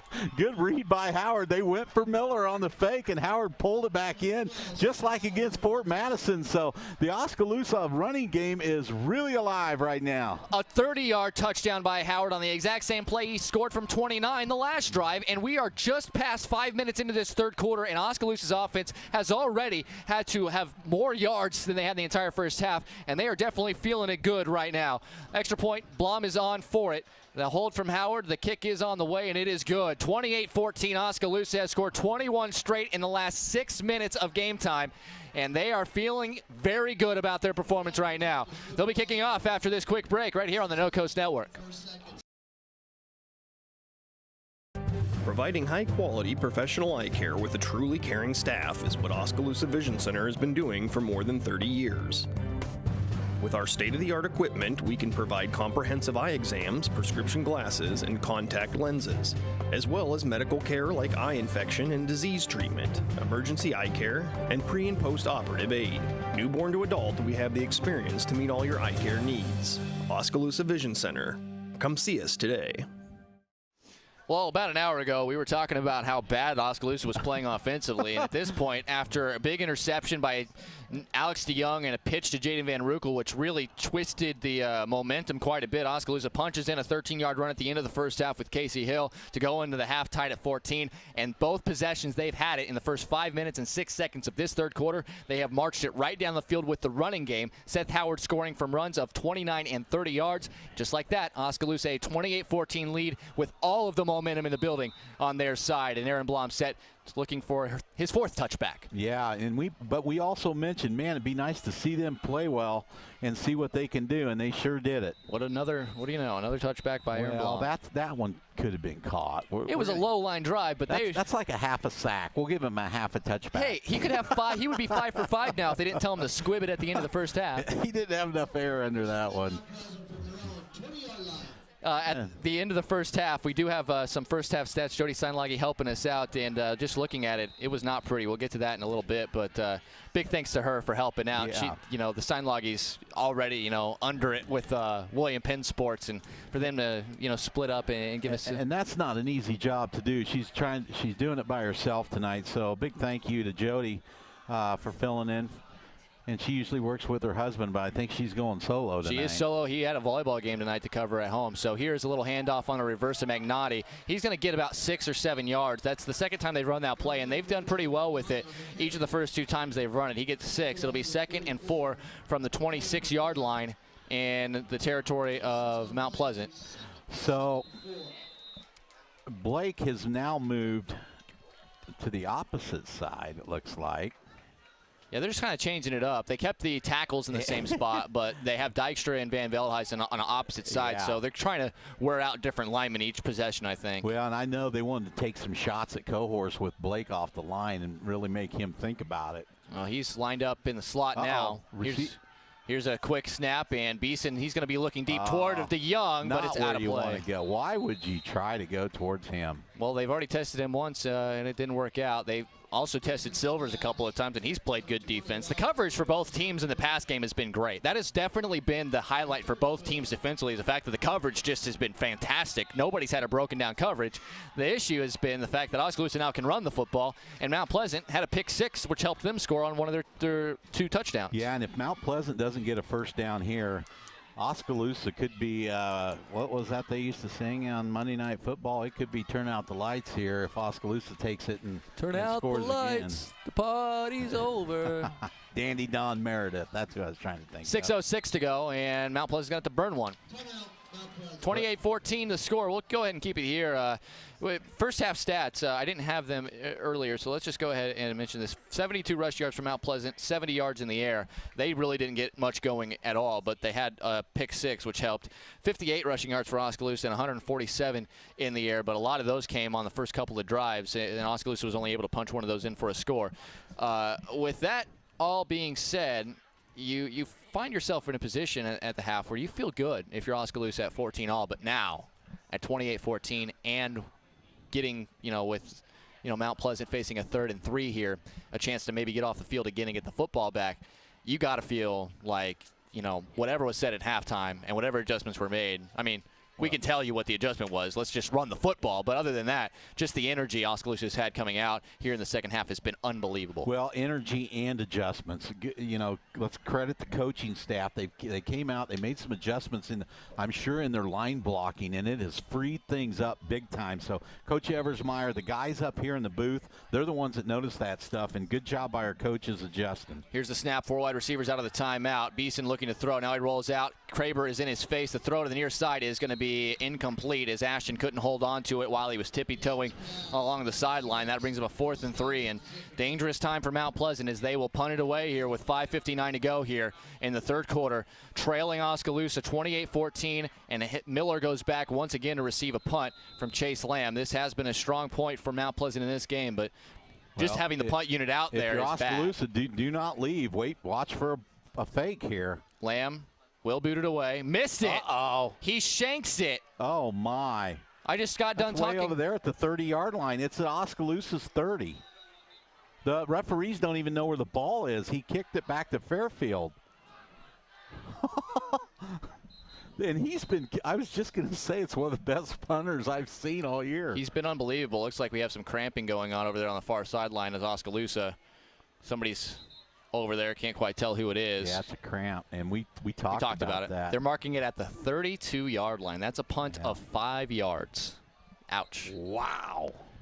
From a guy who really has kicked it well tonight. Now, and I don't want to get too caught up on this, but in district play and tiebreakers, you got to get to 17. The maximum amount of points you can get is 17, and that's key if you can get over that when it comes to playoff time. It was Silvers, by the way, Calvin Silvers, and he'll limp off after the cramp.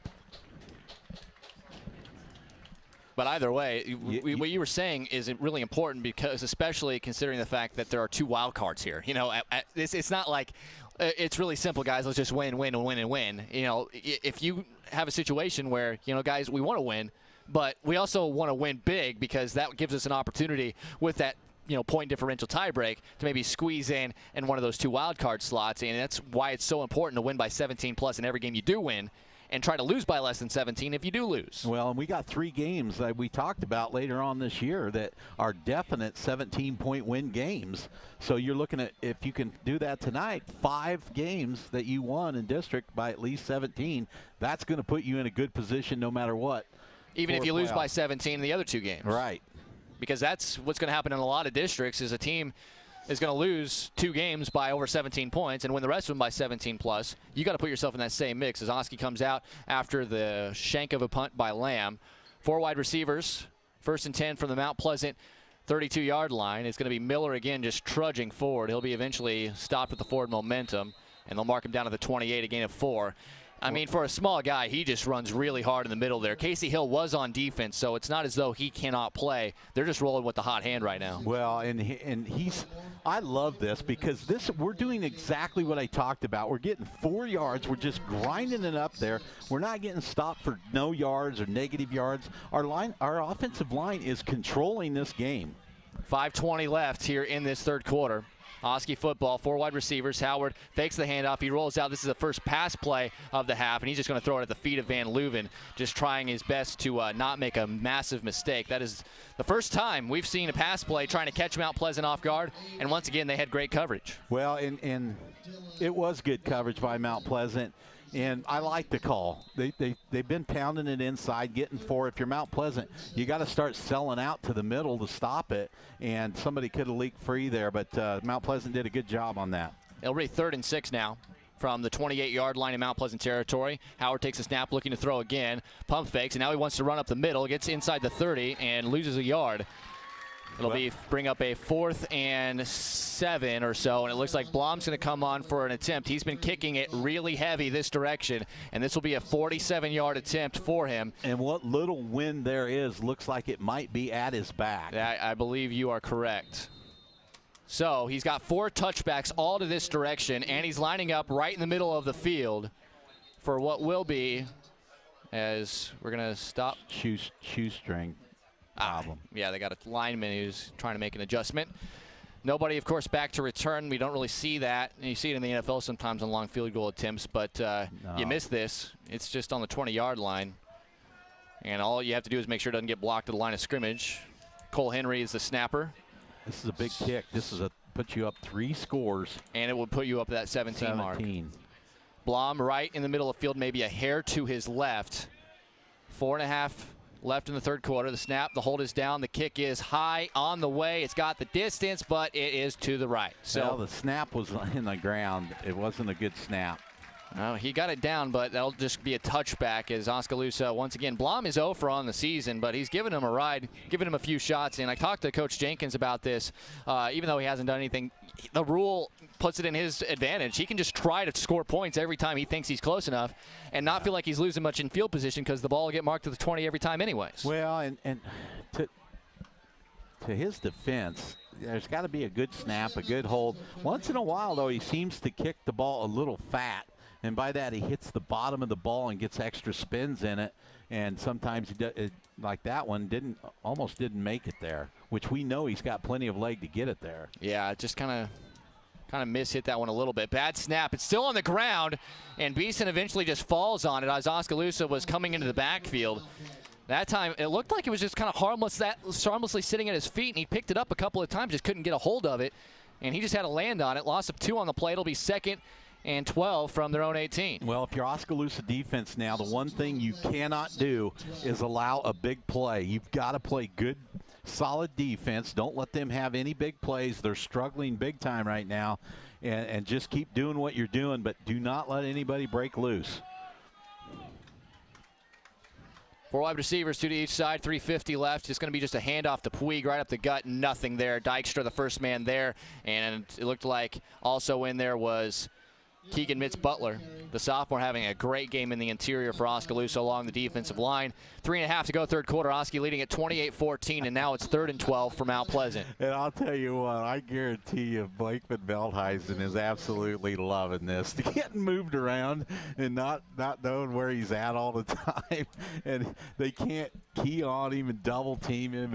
And give credit to Nick Dykstra. They're kind of moving him and switching him up with Van Veldhuizen on the ends, which you don't see Blake on the end too much. And because of injuries, he's out there. Here's the snap, and they're going to be looking for a screen. They cover the screen, and Beeson has nowhere to go with the football. Van Veldhuizen now forces him out, but it's a foot race now to get to the edge, and it's going to be a dive at the end by Beeson. Where did he step out? They're going to say 3 yards shy, maybe 2 yards shy at the 28. Cade Snakenberg, who's in the game after Silvers had the cramp. Snakenberg forces him out of bounds, and it'll bring up 4th and 2. Well, and we did a great job covering it. I think might have been Tanner recognized the screen coming, was able to cover it, but and Dykstra also kind of pulled back. Got to take a better angle at the ball. He's running parallel to the line of scrimmage, and he's letting the running back get his shoulders turned, and he was able to get 5 or 6 yards. You got to take an angle and cut him off, and this would have been a 4th and long. Now, if you're Oskaloosa, you got to watch for the fake right here to the short back. This is going to be 4th and 2 at their own 28. Lamb again going to try to punt it away. Takes the snap, and he will boot it. This one, another good one. Catch it. It's going to be fair caught at the 39-yard line by Tyler Miller, and Oskaloosa will get it back. So Cade Snakenberg comes up clutch with a nice angle to force Beeson out of bounds after the screen wasn't there, and he had all day to stand there and just wait to see what would happen. And they punt it back to Oskaloosa with 2:51 left third quarter, 28-14 to score. The Indians with a 14-point lead in the football at their own 39-yard line, and we'll see after they missed the field goal last time out if they can regain that the movement they had in previous drives. Well, and that was a uplifting for Mount Pleasant to hold them. So if you're Oskaloosa, you need to get a score here because Mount Pleasant might wrestle momentum back from you. Here's the fake handoff. Howard's got plenty of space on this outside edge, gets a couple of blocks, spinning forward, and he's going to gain about 5 to the 44-yard line. And it's just kind of methodical when they're running the football right now, 4, 5, 6 yards, and then Howard has broke off a couple of long touchdown runs. Well, that was a good play right there. Tanner and Cole Henry out here hung with their blocks as long as they could, allowed Seth to get about 5 yards. We'll take first and second and 5 all day long right now. It's 2 wide receivers to each side. They actually spot him after a 4-yard gain at the 43-yard line, 2nd and 6. Ball in the near hash. Howard in the gun will take the snap, fakes the handoff again and keeps it, trying to get to the outside, but nothing there. Cohorst, he's been quiet tonight. He did have what was the pick 6 and then the touchdown catch to account for their 2 touchdowns. But outside of that, that is the first time we've said his name. And he's down right now. Is that him who's down after the tackle? It is Cohorst, slow to get up. He is trying to work his way back to his feet, but that would be monumental for Mount Pleasant if their biggest target now with McGackey hurt. And he's going to walk off on his own power, so something just odd happened there. A loss of 4 on the play. That's just a good individual effort by a guy who they are relying on now to be a big play guy for them. And now that'll bring up a 3rd and 10 for Oskaloosa at their own 39-yard line. Well, Howard made the right read on that. He pulled it out, made the right read. If there was going to be any place to run, it was going to be up inside. Blake was kicking Cohorst outside, and Seth tried to go to the outside and kind of pushed him right into where he was going. But pretty good job by Mount Pleasant. Sometimes you got to tip your hat to the defense and say, hey, good job. 3rd and 10 here for the Indians. 2 wide receivers to each side, ball on the far side hash. Howard takes a snap. He's got some time to throw. Now his coverage is going to break down. His protection breaks down. He rolls to the right. Now he's going to try to run for it. He's going to get about 5 before being wrestled to the ground, and that'll bring up a 4th and 5. The last thing you want to do is throw it up into tight coverage. The passing situations for Oskaloosa just have not gone well in this game so far. That the one scoring drive that they just dink and dunked it down the field is slow to get up and get off the field was Tanner DeCock on the far side, but it's a punt situation for the Indians now on 4th and 5. Other than that one drive, though, Doug, the passing game just has not worked in any way, shape, or form. It's been the running game that's been giving Oskaloosa all these opportunities here in the second half. And I'm not sure why. Our line, we had decent protection, and either we're not getting open or we're not seeing open guys. I'm not sure what's going on our passing game, but the protection's fairly good. Yeah, I can't disagree with that. Here's the snap to Van Rukel, who's looking to punt. He does get it high in the air, angled toward the sideline, stays in bounds, and then will go out. They'll mark it out at, apparently it was a little farther. They were going to mark it at the 20. So a solid punt by Van Rukel, and with 1:02 left third quarter, Osky with a 28-14 lead, and it's back to the defense and just kind of keep doing what they've been doing. Well, yeah, but Mount Pleasant now has stopped the momentum rolling. A little bit, yep. They've kind of stemmed the tide here, and now it's up to Oskaloosa to get things going offensively. A couple of first downs for Mount Pleasant offensively would really start kind of flipping the switch again, momentum-wise. And one big play, and you're within 1 score again. So this thing is far from over right now. 1:02 to go, third quarter. Here's the snap, looking to throw, and it's going to be a little bubble screen out to Puig. He didn't lead him, so he had to come back for the football, and he's hit hard. DeYoung forces him back inside, and the big hit was delivered by Van Veldhuizen after a gain of 2. And that is a big hit. Puig is cramping up now. But Sparky, DeYoung did a great job of releasing his guy. He saw the screen coming out here and went up there and held it to a 2-yard gain. Just once again, an absolutely textbook job by Alex DeYoung at that corner position. He's just a really cerebral guy. We even see it in baseball. He doesn't really make any mental mistakes. Well, this is going to be it for Sparky. He's not going to be playing college football, but he is one heck of a corner in high school football. Absolutely, and good for him to not play college football, because I want to see that kid play some more baseball. That is a good baseball player right there. As Puig is down there, the referee told him just to have a seat on the field. I think he was trying to get himself off the field, but he was not having the not having an easy time of it, so he just told him to have a seat, and they're working out the cramp. We'll keep it here. 44 seconds left, third quarter. Mount Pleasant will have a 2nd and 8 from their own 22. Oskaloosa's defense has been phenomenal in the game. The big defensive play came at the end of the first half. Alex DeYoung got his 5th interception of the year and then pitched it backwards to Jaden Van Rukel, who had nobody in front of him, was able to get all the way down to the 13-yard line in Mount Pleasant territory. 2 plays later, Oskaloosa runs it in with Casey Hill from 13 yards out. And just like that, you went from down 14-7, just trying to get to the half without anything else going on the board against you. And then all of a sudden it's 14-all. Oskaloosa, in the first 5+ minutes of this third quarter, ran the ball exclusively in their first 2 drives, and were able to score on runs of 29 and 30 yards by Seth Howard on little zone reads. And just like that, Oskaloosa had a 28-14 lead. The last 2 drives, Oskaloosa missed a field goal and had to punt it away, but the Mount Pleasant offense hasn't been able to do anything this second half so far. And then their running back, Puig, slowly walking toward the sideline after cramping up. And we'll see here, maybe 1 or 2 more plays left of this third quarter, and Oskaloosa still with a 2-touchdown lead. If they can get the football back to start the fourth quarter, that would be another big momentum boost for the Indians, although their offense has stalled out the last couple of times. Well, and we need to score again. This thing is not over yet. 3 wide receivers to the far side after the injury timeout, 1 to the near side. 2nd and 8 from their own 22. Ball on the near side hash. Trying to draw Osky offside. They get back onside before the snap, and under pressure is Beeson, and he is going to be drugged down behind the line of scrimmage. Eventually, it's Mitz Butler who'll get credit for the sack, but it was Van Veldhuizen in there. It was Satimi in there. Hill was also around the play, and that very well could be the end of this third quarter, and a loss of 4 on the sack. And that will be the end of the third quarter. Oskaloosa, a fairly dominant third quarter. 2 touchdowns, all running the football, and also defensively not allowing Mount Pleasant a single first down in the period. Mount Pleasant will be facing 3rd and long when we start the fourth quarter, but the Indians a 28-14 lead. We'll take a short break and be back with the fourth quarter after this, right here on the No Coast Network. If your savings and investments are sitting on the bench instead of meeting your goals, call Timeout to examine your investment lineup. Your game plan should include getting some investment advice from an experienced investment professional. I'm Bob Auld of Robert Auld Investments, an investment advisor with over 20 years of experience in Oskaloosa and southern Iowa. I would like to assist you with your investment strategies. Call 673-9448 or toll free at 1-800-444-AULD. Look at that mouth. That poor, parched mouth. What'd you eat for lunch? Chalk dust? Did your face storm a sandcastle? You're being awfully quiet. Is that because your mouth feels like the business end of a Dremel saw? Is it because your mouth just wrote a haiku and all 17 syllables were dry heaves? Right now, your mouth could be tongue-bathing in the refreshing citrus kick of Mountain Dew. Instead, it feels like you've been motorboating King Tut's sarcophagus. Show some mercy. Crack open an ice-cold Mountain Dew. You know your mouth wants you to. Do the We're getting ready to start the fourth quarter. 28-14 is the score. Oskaloosa the lead, and Mount Pleasant the football. They'll go from right to left in the fourth quarter. The Panthers have a 3rd and about 13. Ball spotted at their own 18-yard line. And let's look at some scores just quickly. Our game of the week finished up 54-6, the final score, with as now 107 rushing yards for Oskaloosa and just 7 yards passing.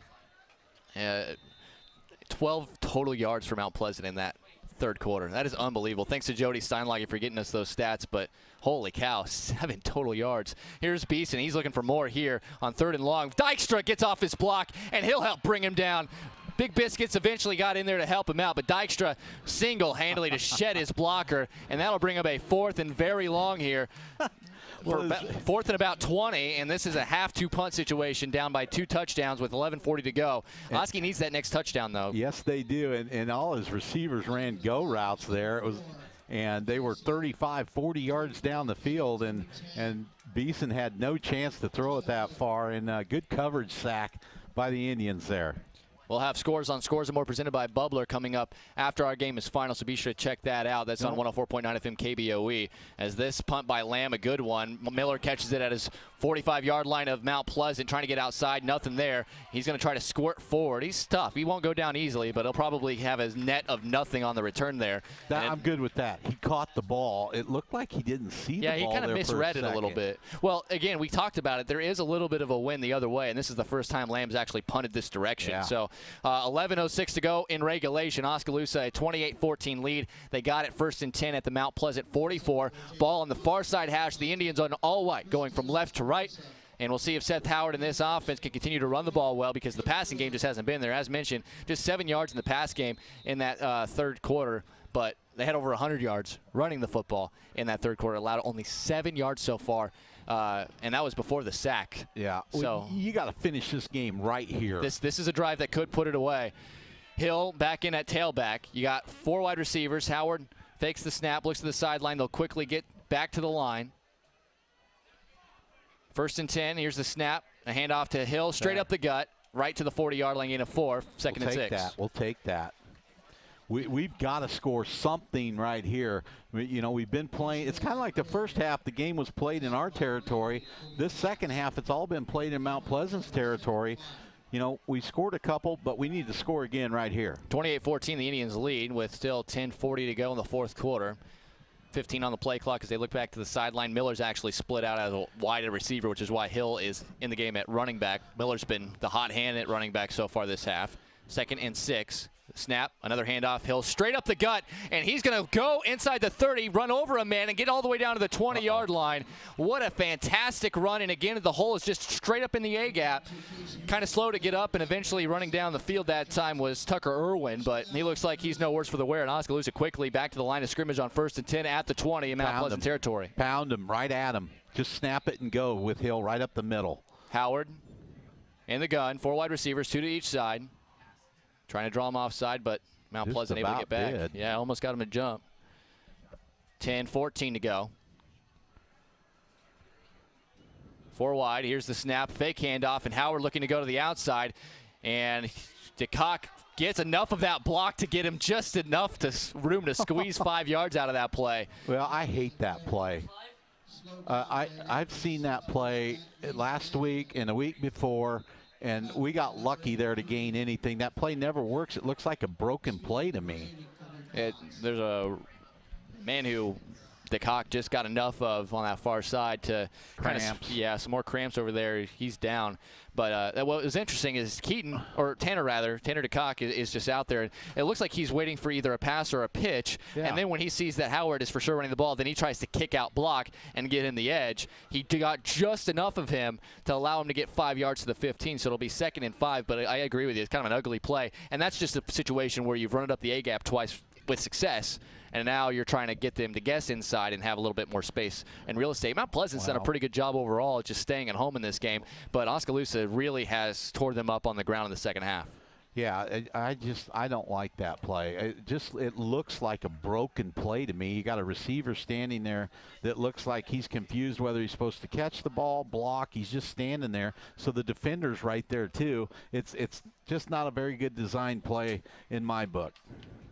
But your mood has changed quite a bit in the second half. You like just how they have simplified things offensively. Well, we talked about it. When Hill scored right before the half, I was like, we need to come out and just run the ball right at him, and that's exactly what they're doing. And once again, credit to the coaches for making some adjustments. I'm sure there were some blocking adjustments on the line there to move these guys out. And Casey's got to remember the hole is a cutback hole. When you're to the strong side, your defense is always going to be shifted to the strong side, which is, by that I mean whatever side the running back is standing of the quarterback. 2nd and 5 as the fellow that was hurt was Mason Ashton, rather. And Ashton will limp off the field after the cramps. It'll be 2nd and 5 for Oskaloosa at the Mount Pleasant 15-yard line, looking to terminate this game with less than 10 minutes to play. Here's the snap, handoff, Hill right up the gut once again, and he's inside the 10. He's got first down yardage, and he'll be dragged down at about the 9. It'll be 1st and goal Oskaloosa, and it just does not get simpler than that. No, and this is the best that I have seen our offensive line play all year, and it is nice to see this. We can't forget, Washington struggled to score 16 points on this defense. The number 7 ranked team in the state, and we're just handling them up front. In the second half, at least. Well, they've up front the whole game. Howard fakes the handoff. He's going to throw out into the flat to Miller, trying to get on the edge, and nice tackle is made that time by Tucker Johnson. Minimal gain of about 2, maybe 3 yards. It'll be 2nd and goal for Oskaloosa at the 6. You know what? The best part of this is I haven't seen a yellow flag. You may have just jinxed him there, Dougie. Let's hope not. Hey, every time I say something like that, it kills me, and you know it. I'll say a guy hasn't missed a free throw in like 3 games, and then he'll miss 2 right away. Isn't it amazing how when you don't have penalties, how you can move the ball up and down the field? 2nd and goal. 3 wide receivers near side, 1 to the far side. In the gun is Howard. He's going to roll left, look back over the middle. Jump ball for Henry. Got it. He's got it. Touchdown, Oskaloosa. Wow, the big fella, the 6'7" Cole Henry, they just lobbed it up to him. Kind of a dangerous pass when you're in point territory there. It was him and Tucker Johnson at 6 foot even. Both juniors just it was a jump ball, and he was kind of begging for that earlier, but it was a little misdirection, kind of rolled out to where the single coverage was and then threw back across his body, and Henry just going up and getting the rebound, so to speak. Well, they had 2 guys out on our far receiver split left, so Mount Pleasant not lined up correctly. Or they just don't want that one-on-one on the far side, but it wasn't Henry there as Blom puts in the extra point. Oskaloosa leading big, 35-14. They are up 3 touchdowns with 8:50 to go in the 4th quarter. We'll take a quick break and be back with more after this right here on the No Coast Network.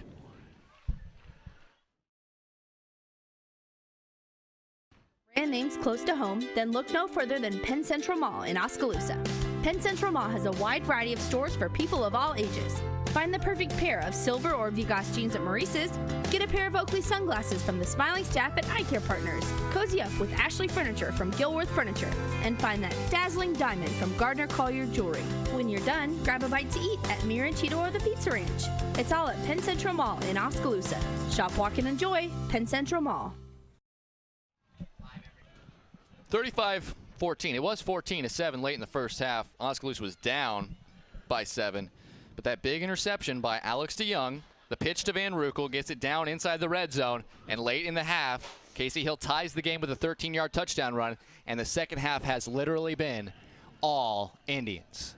Yes, it has. I think they have minus 3 yards offense in the second half. Wow. Great job by our defense. And really, they've only given up 7 points tonight. Right. One of those was a pick 6. And that was a short field, if I'm not mistaken, it was about off of the fake punt. Here's the kickoff by Blom. This is not going to be a touchback. This is going to be returnable. This is Puig. Puig goes up the gut and gets by a couple of guys, but will be stuffed at about the 25, 26-yard line. And it'll be Mount Pleasant football with a lot of work to do. At very least now, if you're Mount Pleasant, you're looking to save damage, because now going down to 2 losses in the district, you're out of the running to win the district pretty much, but you can still have hope, maybe even upset Solon and win out and get yourself in a spot, but you want to try to get under that 17-point margin the best you can. Well, the way we've looked in this second half, I'm not gonna just toss it in next week against number 1 Solon or whatever they're ranked. Number 2 in the Radio Iowa poll. Number 2, we're just manhandling Mount Pleasant right here in the second half. 4 wide receivers for Zach Beast, and the quarterback takes a snap. He'll hand it off to Puig, straight up the gut, slips off 1 tackle, gets across the 30. He's run hard in this game, and they just haven't really gone to him that much. Well, and that's something I don't want to see here in the last 8 minutes is a bunch of missed tackles. Blake got in there and about got him, but once again, our linebacker has got to clean that up and make the tackle for a 1 or 2 yard gain. Instead, they get 8 yards because of missed tackles. So let's not get sloppy here in the last 8 minutes. Doug DeCock never stops coaching here in the booth. The man does not want to see any let-up in this Indian team, and the passion exudes. With second and short, second and about 3, they'll hand it to Puig again. There you go. DeCock able to hold on for the stop, but it will be first down yardage after a gain of 4 to the 37-yard line. 8 minutes to go and counting after they mark the ball. Oskaloosa in good shape at 35-14, leading by 21 points rather, but that 17-point mark is where you want them to be. And for Mount Pleasant, they're obviously going to sell out everything they can to score a touchdown here on this drive. Still 7:50 to go. They have 2 timeouts. Oskaloosa has their full allotment of 3 timeouts here in the second half. Much better job there by Tanner meeting the running back in the hole and getting low. Low man wins. Low snap pulled out by Beeson. Puig trying to get through the line of scrimmage and will get 3.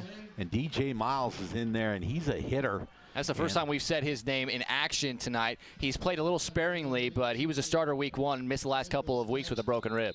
Yeah, it's nice to see him back out there, and that's, you know, we can't overlook the fact these guys are playing without a lot of starters. Jared Cruz, one of their better two-way players, hasn't even seen the field tonight. I haven't seen him out there at all. We've got numerous starters out and top reserves, and we still continue to play good football here in the second half.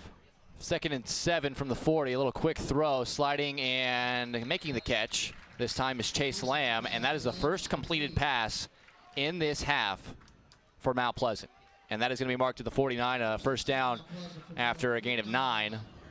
And with 6:55 to go, 1st and 10 for the Panthers, their first 2 first downs of the entire second half happening right here on this drive. They'll spread out with 4 wide receivers. Beeson sends Magnani in motion.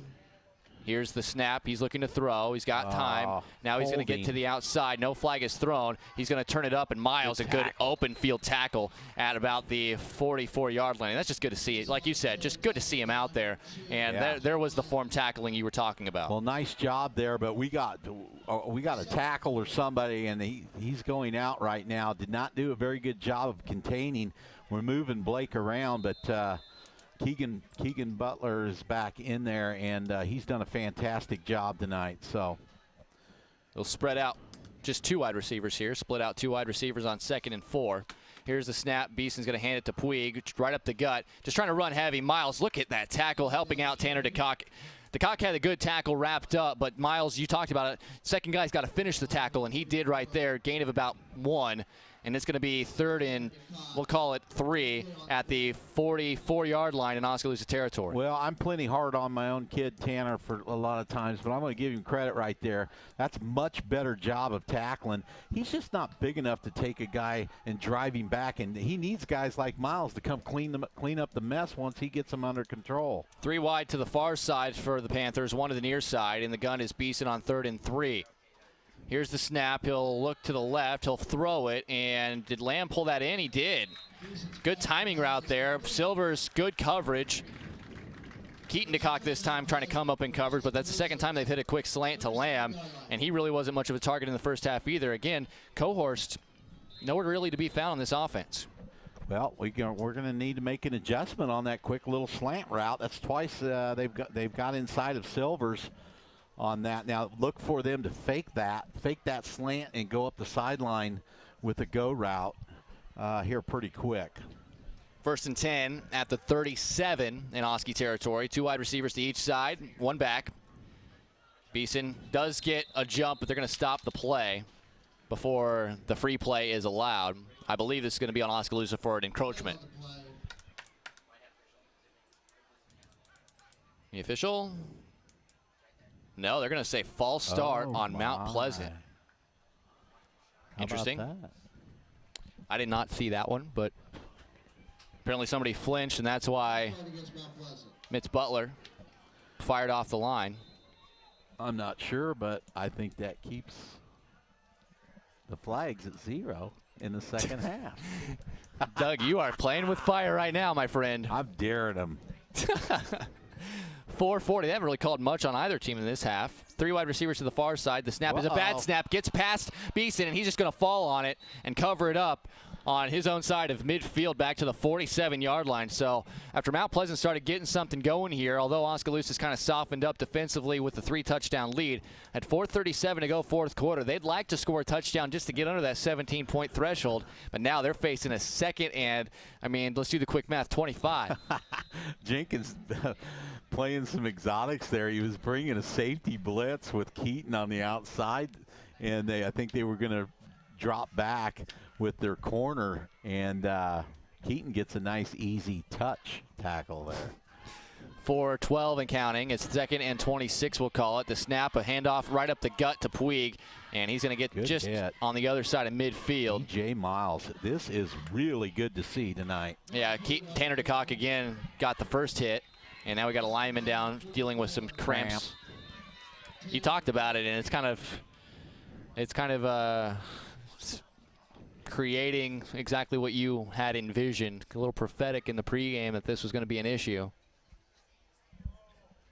And one of the reasons I think cramps are more of an issue is a lot, and it's not so bad the last year or two, but kids were drinking a lot of these sport drinks and these different type of I don't know what they're called, but those things zap the water out of you if you're doing it. I'm a CrossFit. I go to CrossFit to work out, and I asked, because I'm not much of a water guy. I never was. I like stuff that tastes good. So I was like, how about Gatorade or Powerade or whatever? And I mean, as good as that is to just kind of drink, CrossFit coach just said, not while you're working out. That's horrible for you. So yeah, just too much stuff in it. Well, it was the creatine is what really can zap you, and creatine was big about 4 or 5 years ago, and you saw a game get stopped 15 times for guys with cramps because they were taking all this creatine, and I think they've kind of gotten away from that. Everybody learns a little bit here or there. 3:50 and counting here in this fourth quarter. It's 3rd and long. It is going to be Beeson back to throw. Throws it over the middle, and that's going to be a flag. Van Rukel just kind of took a bad route to that as Cohorst. I mean, he was going to get there, but he kind of went through Cohorst and knocked the ball down instead of just kind of waiting for Cohorst to clear the area before attacking the ball. Well, that's 15 yards. Hold on. It won't be a first down. Huh? It won't be a first down. No, but the guy over there has moved his marker already, so they don't know where the ball. Now he's moved it up 3 yards. He's just walking with the 3rd down marker, so they're going to gain yards there. They're going to count it from where he walked to. I think they were right that time. I think he got back to the right spot. The R49? Mm-hmm. Because of the run by Puig on the previous play. Either way, that's going to bring up it's not an automatic first down in high school, which I think is an absurd rule as well. But it's going to bring up a 3rd and much more manageable here. 3rd, and it looks like 8. Well, you're in 2-down territory if you're Mount Pleasant. Absolutely. So Oskaloosa defense needs to stiffen up right here, and they'll have come and accomplished a great deal here in Mount Pleasant. 3 wide receivers far side. The snap for Beeson. He's got more time to throw, but now he's out of time. Takes a hit, spins out of it, and he's going to look to throw before he crosses the line of scrimmage. Flag in the defensive backfield. Defensive holding or something over here. And then a flag behind the play. And I think that official just kind of waited to see where he was, and it's going to be an illegal forward pass. Illegal forward pass. I thought he still threw it behind the line of scrimmage, but they did not give him the benefit of the doubt there. So this will be offsetting penalties, you would imagine. It is, so we'll offset the penalties and do it again. Yeah, I jinxed this. There's 2 big ones right there. Here we go again. Replay the down. Yep, so it'll be 3rd and 7.5 or so, and we'll get another 3rd down play here as Beeson, again, was kind of hit as he threw, or was wanting to throw, and then spun out of that tackle and ran right at the line of scrimmage. But a break for Oskaloosa that they called an illegal forward pass that he crossed the line before he let go of the football. Either way, 3rd and 7. 3 wide receivers far side, 1 to the near side. Beeson in the gun at the 34-yard line in Oskaloosa territory. Beeson under pressure. Van Veldhuis has got him, swallows him up. Big-time sack. And just landed on shoulder. top. You worry about a shoulder when a big guy lands on you like that. And that'll bring up 4th and very long here. And does Mount Pleasant go for this, or they just? Jenkins is having a lot of fun. That time he rushed all his defenders right up on, pressed them right on the line, dared them to beat him on a go route, and Beeson just didn't have any time. Oskaloosa keeps the defense out there, makes a couple of exchanges personnel-wise, and it looks like Mount Pleasant's just going to say, we're not going to mess around with getting our quarterback hurt anymore here. With less than 3 minutes to go, 4th quarter, we're not winning this game. We're down 3 touchdowns. We're going to boot it away and just count our losses and try to play a little bit better next week. That guy did not check inside of the numbers, so that should be a penalty. There it is. And this punt, Van Rukel is back to receive it at the 5. He's looking to return it. And if he gets Get down. And he is going to be wrestled down across the 20 to about the 21. If you're Coach Jenkins, you probably just say no thanks on that penalty, right? I think they're not going to use timeouts. No, I mean, you just let that flag go. Yeah, you decline that penalty. Just take it at the 21, and it looks like Cohorst again on the tackle, having some problems getting up from the cramps. My mistake. That is not Cohorst. That is Colby Potts. 80 and 88 look awfully similar with those numbers. So 25, 50. You're about 1 or 2 first downs from doing somehow exactly what you needed to do. Come down to Mount Pleasant and win by at least 17. It was not pretty the first half. Top of the 10 o'clock hour, you're listening to Oskaloosa Football live here on 99.5 FM and AM 740 KMZN, radio KMZN.com. We'll have live video of this up tomorrow, so be sure to watch this. This is going to be an interesting one to watch, folks. It'll sound weird when you hear me talk about it like this, but due to internet issues here in Mount Pleasant and concerns with your internet, we didn't want to have a broadcast that didn't make it on the air. So we have a radio broadcast live for you. We'll have the video up for you tomorrow. So, and that's with the help, obviously, of our entire video crew with the help of the Oskaloosa video production team at Oskaloosa High School. The Oskaloosa offense does decline the penalty. They'll take it with 2 minutes and 32 seconds to go here in this fourth quarter. A quick handoff straight up the gut. This is going to be Casey Hill, and he's going to gain about 5 or 6 to about the 27. And all you're doing is running clock here if you're Oskaloosa. And you snap the ball within 5 seconds. Yeah. I mean, you have the clock running. Yep. Don't snap it with 10, 15 seconds left. And the reason I'm so passionate right now about this is it's a 21-point deficit. If it drops to 14, those 3 points that you lose, you'd hate for that to come back and bite you for the playoff if it comes to a wild card. Yeah. Yep. Or even a 3-way tie, yes, which exactly. we could see in a district this competitive. Good job. Clock's down to 5. Howard in the gun on 2nd and 4. We'll snap it at 1. Hand it to Hill. Right up the gut. First down yardage. She's across the 30 to the 36, 37, maybe the 38. What a nice run by Hill. Move those chains, and that should all but do it here. As they'll start the clock after the sticks get set, and it'll be 1st and 10 Oskaloosa at their own 38-yard line. In the second half just really told the story of this one, Doug. They somehow survived to go in the halftime locker room tied, and now at this point in the late fourth quarter stages, scoring 3 straight touchdowns and being dominant defensively for the most part here in Mount Pleasant in the second half. They have to feel great about the way this thing's turned out. Well, it sets up one of the biggest games in the state next week now, with Solon coming to town. Handoff. This is going to be a new back we haven't seen tonight as Hill came out of the game. And Walker Newman. Walker been doing a great job on the JV team, averaging over 100 yards a game. He's going to be a good football player. He's a sophomore. And you got a sophomore and a junior as your other running backs, Doug. That is a really young backfield. Yes, it is. Less than a minute. I'm extremely proud of this team. I mean, as bad and sloppy as we played in the first half, we played as well in the second half. And boy, Two different teams. I think we found something with our line. Nathan Laubrecht, I don't know exactly what he was doing in there, but he was doing something right because the interior of our line was excellent. Newman again on the carry ball, and he's going to be marked down at about the 38. No gain on the play, and that should be it. No, I think that's it, Doug. I don't think you're going to have to take another play. Yeah. It will. It is. Oskaloosa is going to get it done. They are going to be 35-14 winners here at Mount Pleasant at Evans Field. It did not start pretty, and it wasn't good for really the entire first half until the last minute.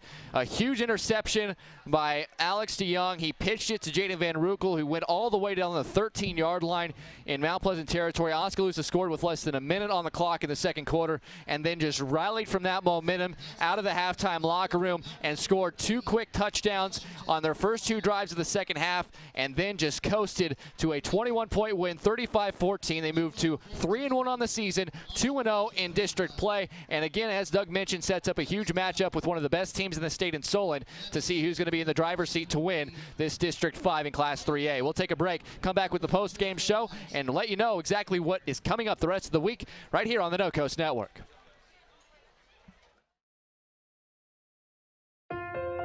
You built a castle so that the prince and princess can live happily ever after. You brought the sunshine to shine upon the whole family's future. But when the sun hides behind the clouds, State Farm can help. We put the life back in life insurance to protect your family's finances, not only in the future, but today. Call your State Farm agent Kelly Style in Oskaloosa today. Mahaska County Ag and Rural Development is dedicated to the promotion and improvement of rural economies and to the development of both vision and leadership to enhance the quality of life in all Mahaska County. Recently designated as a home base Iowa community, Mahaska County and the city of Oskaloosa are now welcoming veterans and transitioning service members for career opportunities in the area. This also includes an incentives package created through Mahaska County Ag and Rural Development. For more information on how to support the Home Base Iowa initiative, contact Deanne DeGroot at 641-672-2591. We love to help people with their smiles. Petrito Orthodontics of Ottumwa and Oskaloosa is all about creating beautiful smiles and increased self-esteem that lasts a lifetime. We specialize in creating individualized smiles by committing to make each visit a memorable experience. Our office is equipped with state-of-the-art technology to ensure optimum results. For help with your smile, call Petrito Orthodontics. For over 30 years, Pella Printing has been leading the way in the print industry with quality equipment, modern facilities, and skilled staff. The Pella approach combines old world craftsmanship with today's cutting-edge technology to provide brilliant printed products at a value price. They take the time to understand clients' needs from design to pre-press to printing and delivery to build lasting relationships with their customers. Whether you need personalized graduation announcements, oversized posters and banners, marketing materials, or stationery, Pella Printing offers a broad assortment of quality printed products done with speed and precision. Pella Printing, where technology and craftsmanship meet. Dreams start early, illustrated straight from the heart. Big or small, dreams take hard work to grow into reality. To bring your dreams to life, sometimes you need a little help. So surround yourself with people who believe in your dreams and count on Bank Iowa to help you reach them. Bank Iowa, for the dreamer in all of us. At Mahaska Drug in Oskaloosa, getting your prescription filled is easy. The large covered drive-thru and easy access to the front door is convenient, and the friendly staff is always ready to help you. With a variety of goods and home decor, Mahaska Drug is sure to have the perfect gift for any occasion. Have your favorite photos developed and framed at Mahaska Drug's framing counter, and cherish your memories for years to come. It's all at Mahaska Drug in Oskaloosa, where they have been committed to a healthy community for over 20 years.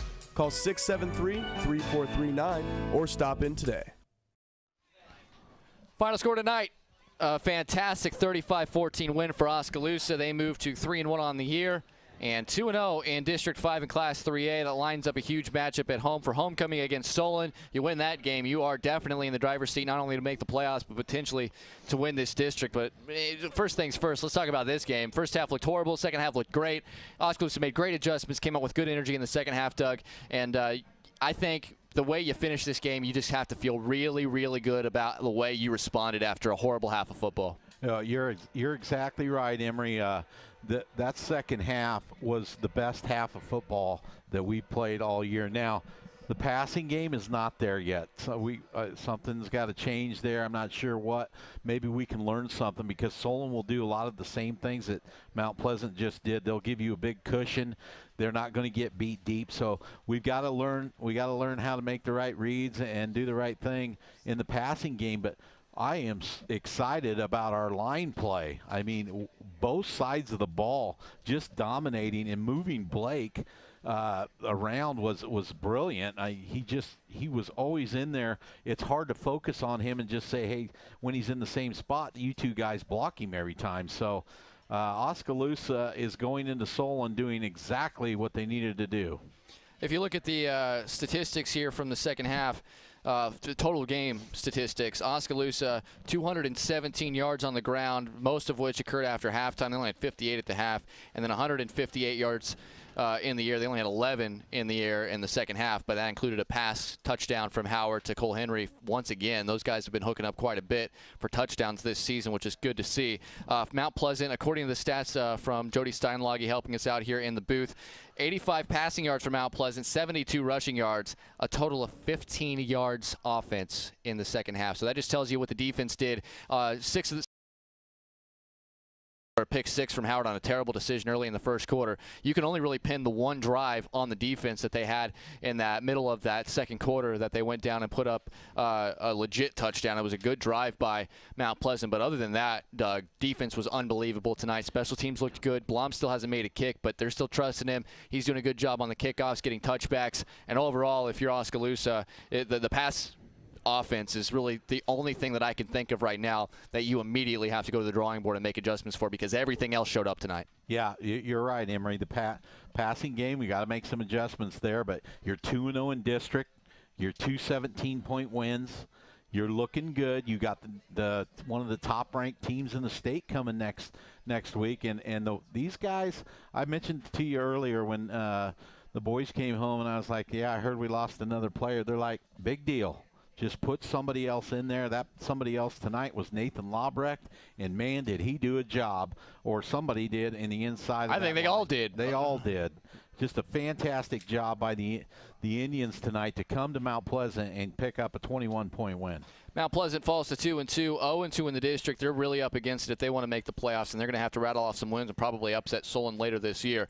But they have definitely got some work to do. Oskaloosa now 3-1 on the year, 2-0 in the district after this 35-14 win over Mount Pleasant in this ball game here tonight. And good work by the Indians as well.